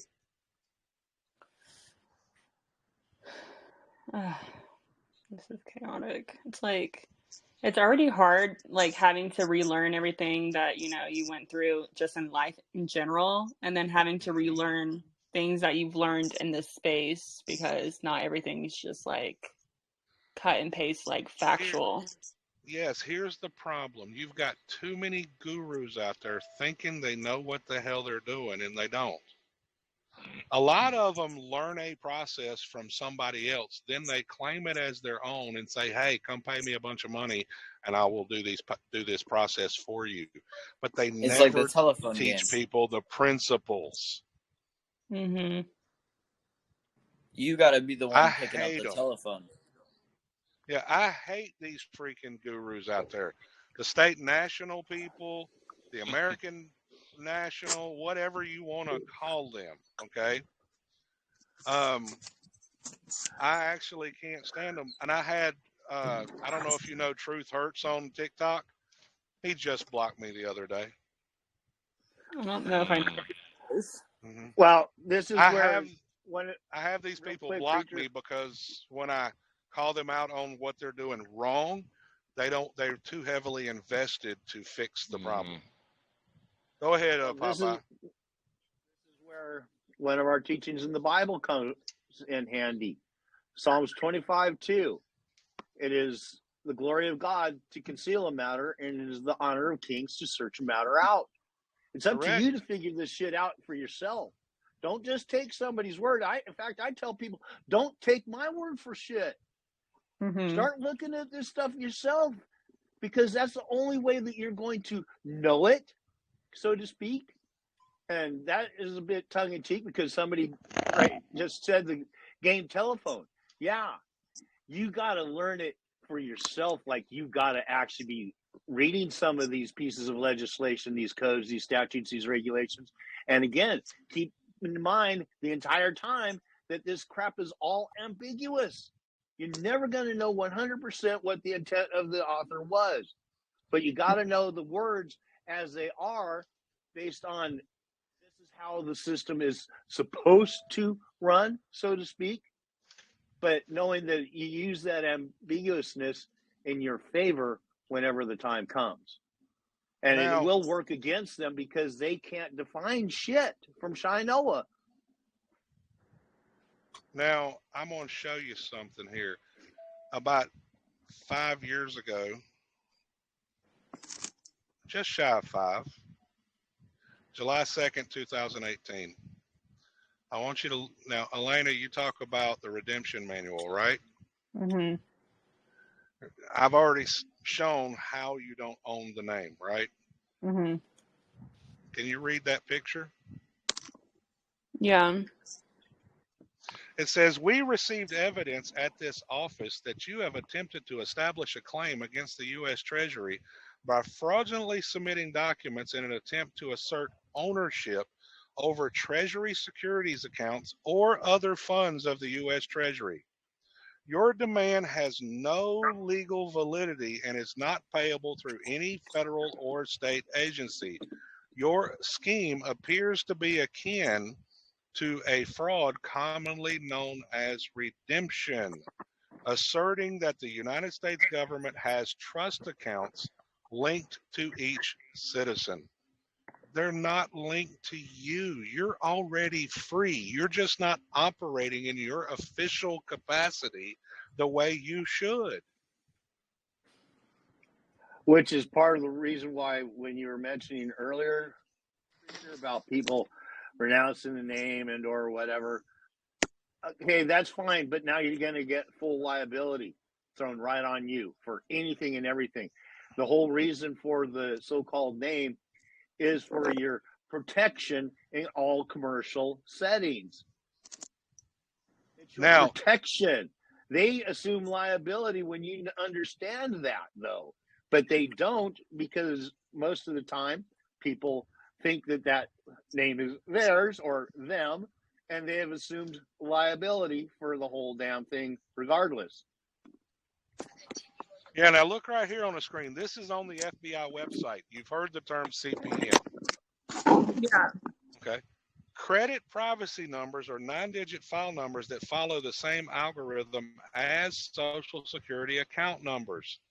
Currently, federal law allows individuals to legally use CPNs for financial reporting and protects those individuals who do not wish to disclose their SSAN.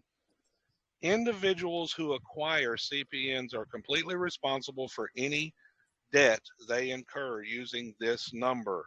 Acquiring a CPN is supposed to be a free service, therefore, websites that offer CPNs for a fee are most likely scammers. But everybody will gloss over that.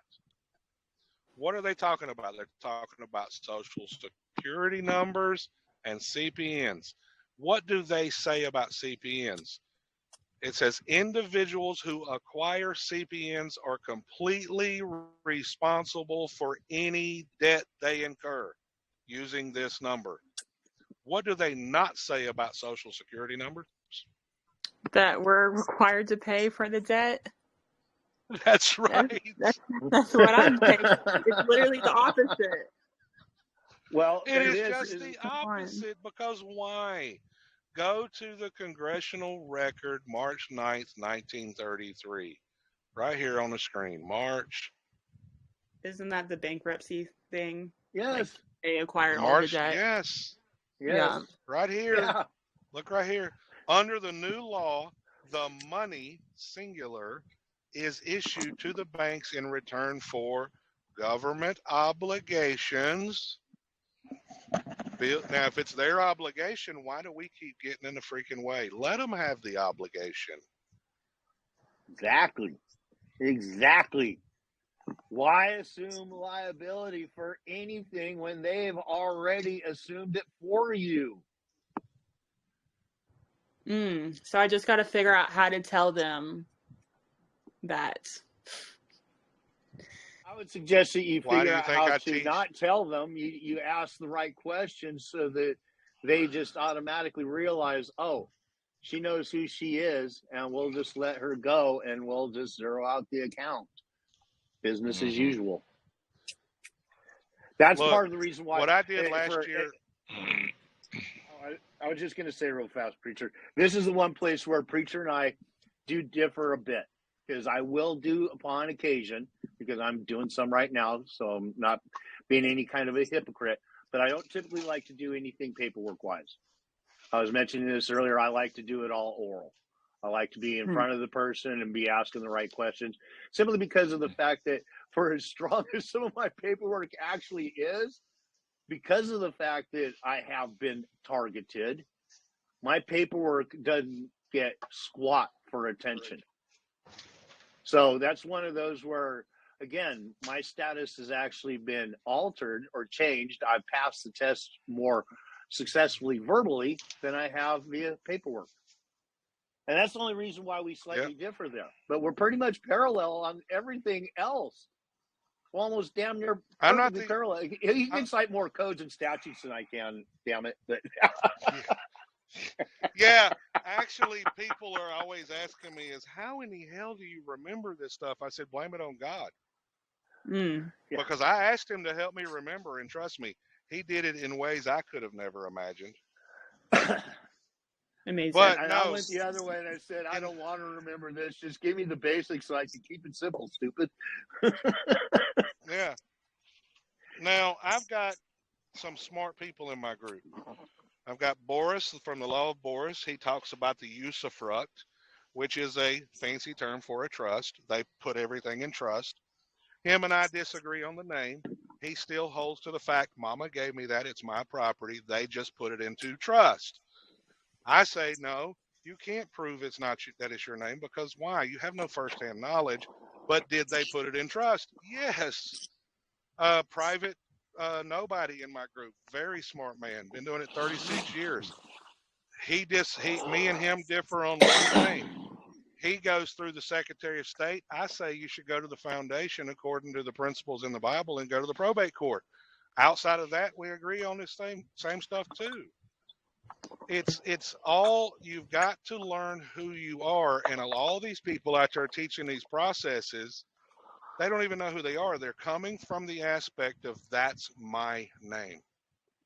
After that, if you presume that, everything thereafter is going to be flawed. Yep. Jesse, Everything. what's up, buddy? 100% flawed, because as soon as you opposite end, as soon as you realize that that name is not you and or not yours, it changes everything. I assure you it does. I've been in front of a judge and I've done it. Yep. I've Popeye's said done to it. It works, I can assure you. And in fact, you can see the jurisdiction slipping from their fingers when you're doing it. Yep. Scramble to try and get that jurisdiction back, and as long as you stay on point, we'll continue to slip away from them. Yep. My name is Slim Shady. Shady. I know my name. It's Slim Shady. Well, the way I did it, Be not so Slim Shady. the way I did it is, if I was a legal name, and I said, well, I believe there's been a mistake. I asked, what do you mean by a mistake? And I said, well, I'm led to believe that that name belongs to somebody called the Social Security Administration or the United States. And if that be true, I'm led to believe if I'm just assuming that name is mine, I'm trespassing to chattels. If that be true, I'm led to believe that if I'm using a name that doesn't belong to me as personal identification purposes, that could be considered fraud. And I certainly don't believe I want to commit fraud right here in the courtroom. Judge asked, well, he said, yes, we do. And I said, well, could it be that you could call me either friend of the court or peaceful inhabitant? And he said, okay, Mr. Peaceful Inhabitant. I said, whoa, wait a minute, brother. Where did that mister come from? And I did say brother. I didn't call him judge. I said, wait a minute, brother. Where did that mister come from? I believe it was just peaceful inhabitant. I said, okay, peaceful inhabitant. But then he went on to try and scare me into thinking that he was going to put out a warrant for failure to appear by saying, well, we'll just have to wait for Mr. Legal Name to come on in because he's the only one that could really answer these questions. And instead of saying all the snarky shit that I wanted to say, such as, really, how do you expect the sound to just wander through the door? Or are you expecting the piece of paper with ink on it, Judge? Which is it that you expect to just wander through the door?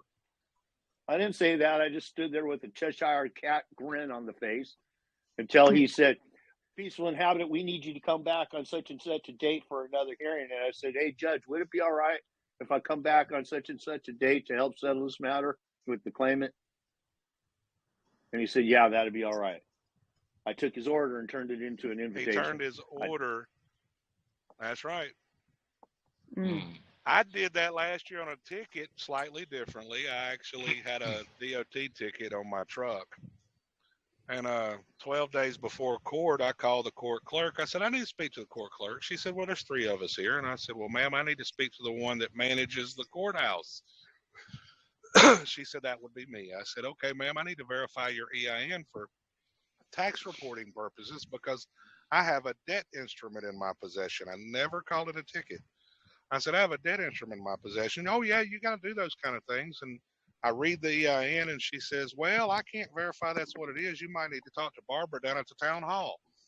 I said, well, I'll get her number here in a moment. But my next question is, what's the penal sum for this instrument? Oh, I don't know what that is or how to get it. I said, I read the instrument number. She says, are you giving me a ticket number? I said, ma'am, if you believe that's what it is, that's on you. The way I see it, it's an instrument of value or a debt instrument under Title 18 U.S.C. 8. It's an obligation of the United States. And then she says, are you this name? I said, ma'am, that name is.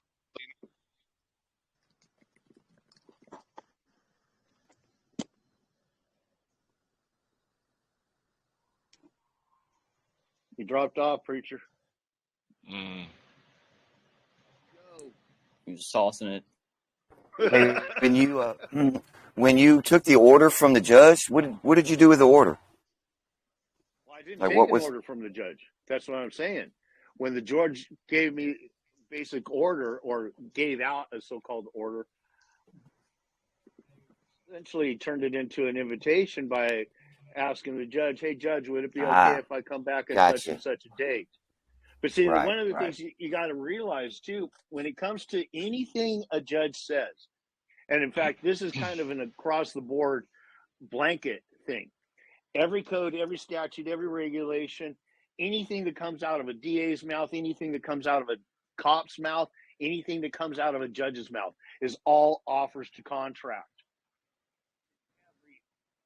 Every sound is an offer to contract. Everything is a test, and they're always testing you, trying to get you back in there every time. Yeah, and they ask you, how do you quote unquote plea? Well, what is the definition of plea? I believe defend. Pray. Definition of plea is pray. Means to beg. It means to beg. One of the things what's interesting is the plea, the so-called hearing before the one that I just described. Interesting one in itself, and it didn't really until later the ramification of what I'd done, and I really should have even closed the deal, but it is what it is. I still had a lot of fun and went through a learning process, and ultimately the so-called matter was dismissed anyway. But on this one particular morning, the hearing just prior to the one that I was describing, first thing in the morning, the DA comes to me. I'm sitting there in the so-called gallery, and he asked me if I'll go out to the hallway to talk. I said, yeah, sure. So we go out there, and he asked if I'm willing to negotiate any kind of a plea deal. And I asked him, well, why would I do that? Is the claimant here yet? I'd like an opportunity to settle this matter with the claimant, such as I'm led to believe I'm supposed to, exhausting all possible legal remedy before entering into the court and creating controversy. He said, well, we don't do that around here. And so I asked him, well, who told you that? He kind of goes cross-eyed. Yeah, that's not working out. And he says, the person in my life. Hold on, brother. Hold on. So Nightmare called you. Could you mute out if you're hot micing? So anyway, as I was saying, the DA kind of goes cross-eyed, and he said, well, we don't do that around here. And he said, well, I asked him, well, who told you that? He said, I don't know how to answer that question. So I asked him, then when can I talk to the guy that does know how to answer that question? I said, I don't know how to answer that question. So then I asked him, well, what the fuck am I doing talking to you then? So now he gets all pissed off, and he goes inside, and he actually amends the so-called complaint, adds charges to the shit. He was seriously pissed off. So I go in, they call the case up. The judge asked me if I'd read the amended complaint. And how did I plead? And I said, well, first and foremost, why would I read the amended complaint? What does that have to do with me? Is the claimant here yet so I can try to settle this matter honorably with them? The judge says, I'm not going to play this with you. I need to know how you plead. I said, again, plea what to who? He said, okay, so I'm going to go ahead and put in a not guilty plea for it. And I asked him, great, does that mean you're assuming liability for that? This judge, without adjourning court or anything, he just bolted out of the courtroom. He ran quietly, just bolted. In fact, the wife was there. She was laughing at this whole situation. She thought it was funny. But later she asked me, hey, do you think the judge was sick or something? Do you have to go to, like, had diarrhea or something? The reason why he ran out? So I don't know.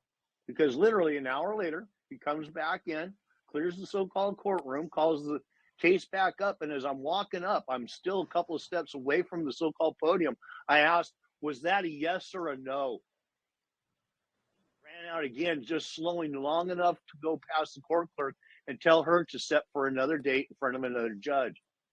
And part of the reason being is if I had asked that judge a third time, the answer would have been yes, that he is assuming liability for it, because the answer is whatever I want. Because if somebody goes silent, it is considered to be consented to and or true. Which means that judge would have had to have proven to the DA how I wasn't guilty. Technically speaking, on an even higher level, when that judge first ran out of the courtroom, had I realized the scenario under the situation, essentially the sovereign had abandoned the courtroom. The captain and abandoned the ship.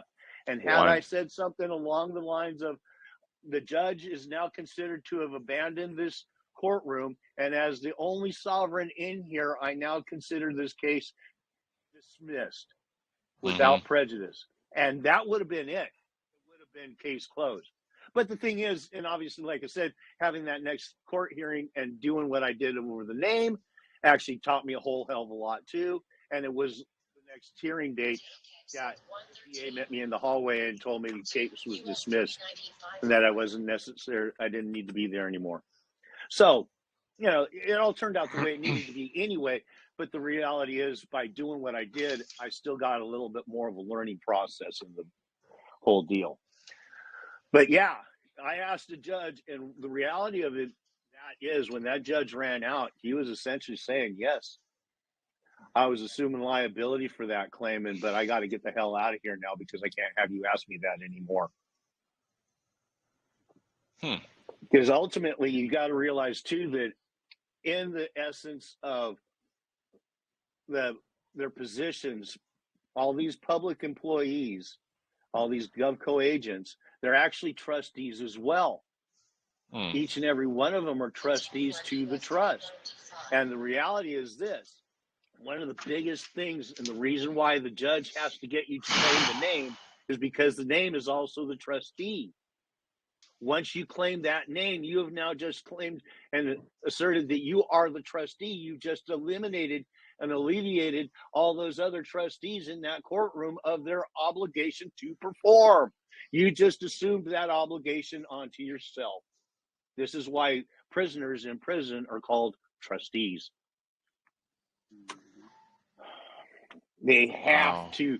They are the ones, they are the only ones that are obligated to perform. You're not obligated at all until you claim that name.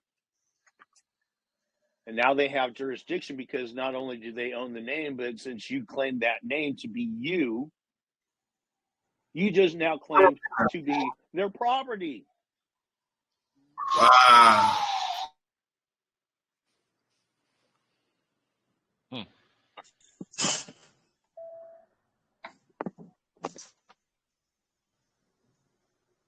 you there? Back, Can you hear me? back to my name is Slim Shady. Yeah, exactly. Well, the reality is, you know, you can answer to anything you want, but the reality is this too: your name. How do you own a sound? Because it's not even necessarily a piece of paper with ink on it. All names began and started way back in the beginning as just sounds that were uttered out of people's mouths. The writing is simply a memorialization of what we say. How does one own a sound? Think about it. And it's not really typically us, me as the so-called legal name. I don't, or even the name that mom called me.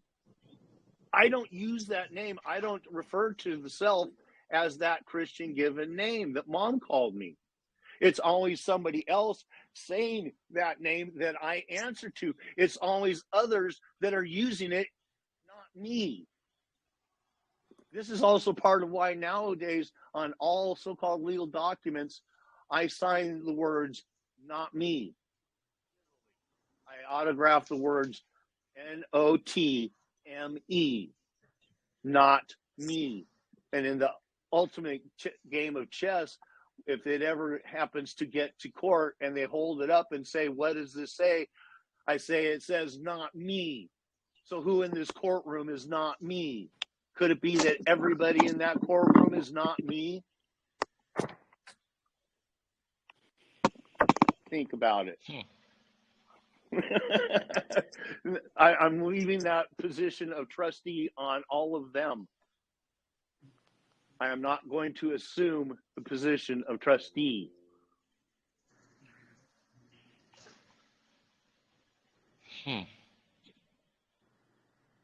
How does it not you if you sign if you signed it and that is you? Well, how can they even prove it? But also think about right. this. Think about this. There's also the thing called the holder in due course. Whoever is actually holding the document is technically speaking at that time the owner. Yeah, 9/10 dispossession. Yeah. Does that make sense? Right. Okay. Yeah, So they got a point there. from that standpoint, you got to realize that whoever it is that's actually holding that piece of paper, they're the ones that own it. They're the holders in due course. So, yeah. And technically speaking, too, this is why I mentioned the word signature, because the autograph is actually different as well.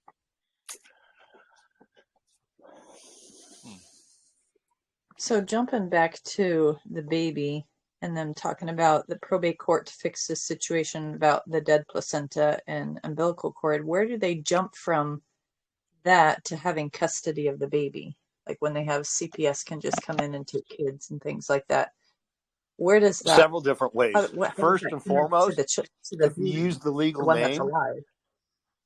Well, first and foremost, if you use the legal name, you're using, basically, you've considered yourself to be a ward of the state. And thus any offspring is automatically ward of the state. If you have a so-called marriage license because you married the father, you got a husband, that in itself, you told the state you are a ward of the state, and any of your offspring will be wards of the state. So whether or not you even register the baby or the event, actually, because you're not actually registering the event baby itself, because they can't actually even register people. See, that's another big thing. They can only register the events. That's why the birth certificate is hearsay. It's only registering an event. It's not registering the person or the man or woman, baby. Okay. In her question, to help her answer this question, I think she's going with the same thing I was looking for an answer. She's like, so how do you, I just can't figure this out. But so basically you're saying that we're minors and they're like our father or our people who are making our decisions for us. That's why they can take your kid away, because you're considered a minor. But, yeah. Okay, but how do you become? So how do you get your Not a name minor. back and claim your name so you can be? Well, that's why I call it free. So Well, you see, number one, it's not your name. If you're talking about the name in all caps on right. that Oh, is so they'll connected never with be it. your name. Well, exactly. That's the whole thing. Because that name, that all caps name with the so-called social security number attached to it, is created by somebody else. Somebody called the Social Security Administration, which is the reason why you can't possibly even prove that you are that name. But they are not going to make you prove it. They're just going to accept you saying it because that's all they need. Because once you said it and it's on the record, especially standing in court, but it's the same thing with your so-called creditors and such. Anybody. They have to get you to claim that name first before they can actually deal with you. Because if you don't claim that name, that's the only thing that they truly can deal with. Does that make sense? Because fictions can only truly deal with fictions. So how do we go back to the beginning and do it right the first time? Like how do you fill out those papers that they make? I mean, honestly, if you have to go to the hospital for having birth, you're a prisoner. And they don't let you go until you have filled out these papers. It doesn't matter what you do. Right. Well, I'm led to believe, and this is getting a birth certificate. See what happens. Well, one of the things that stab at this one. Let me take a stab. One thing that's happened a couple of times, and I've heard. Now, I haven't actually been there. I've just heard it said in a couple of calls where people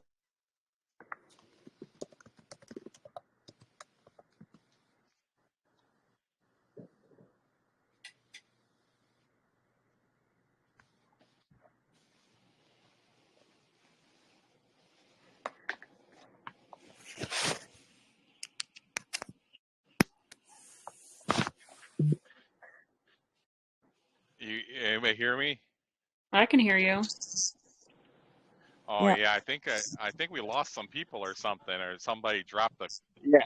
So before you go in for the birth, you have to express exactly what you want. If not, you're going to fall to the contract. Create your own contract in a sense, if that makes any sense. What I'm saying. You have to write out what you're going to do with the placenta. Yes, you have the father has to say, this is what the name can be used for, blah, blah, blah. Because that's I'm my not. question too.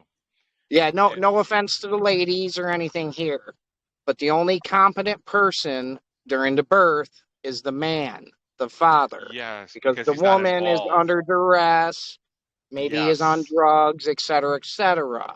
Yeah. But it starts before you even go to the hospital. Right. When you find out that you're pregnant, you go to your doctor or whoever, and then they make you sign paperwork for the hospital to agree to give you do the birth.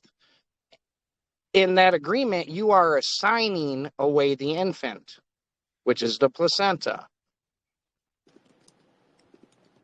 So it starts before the birth.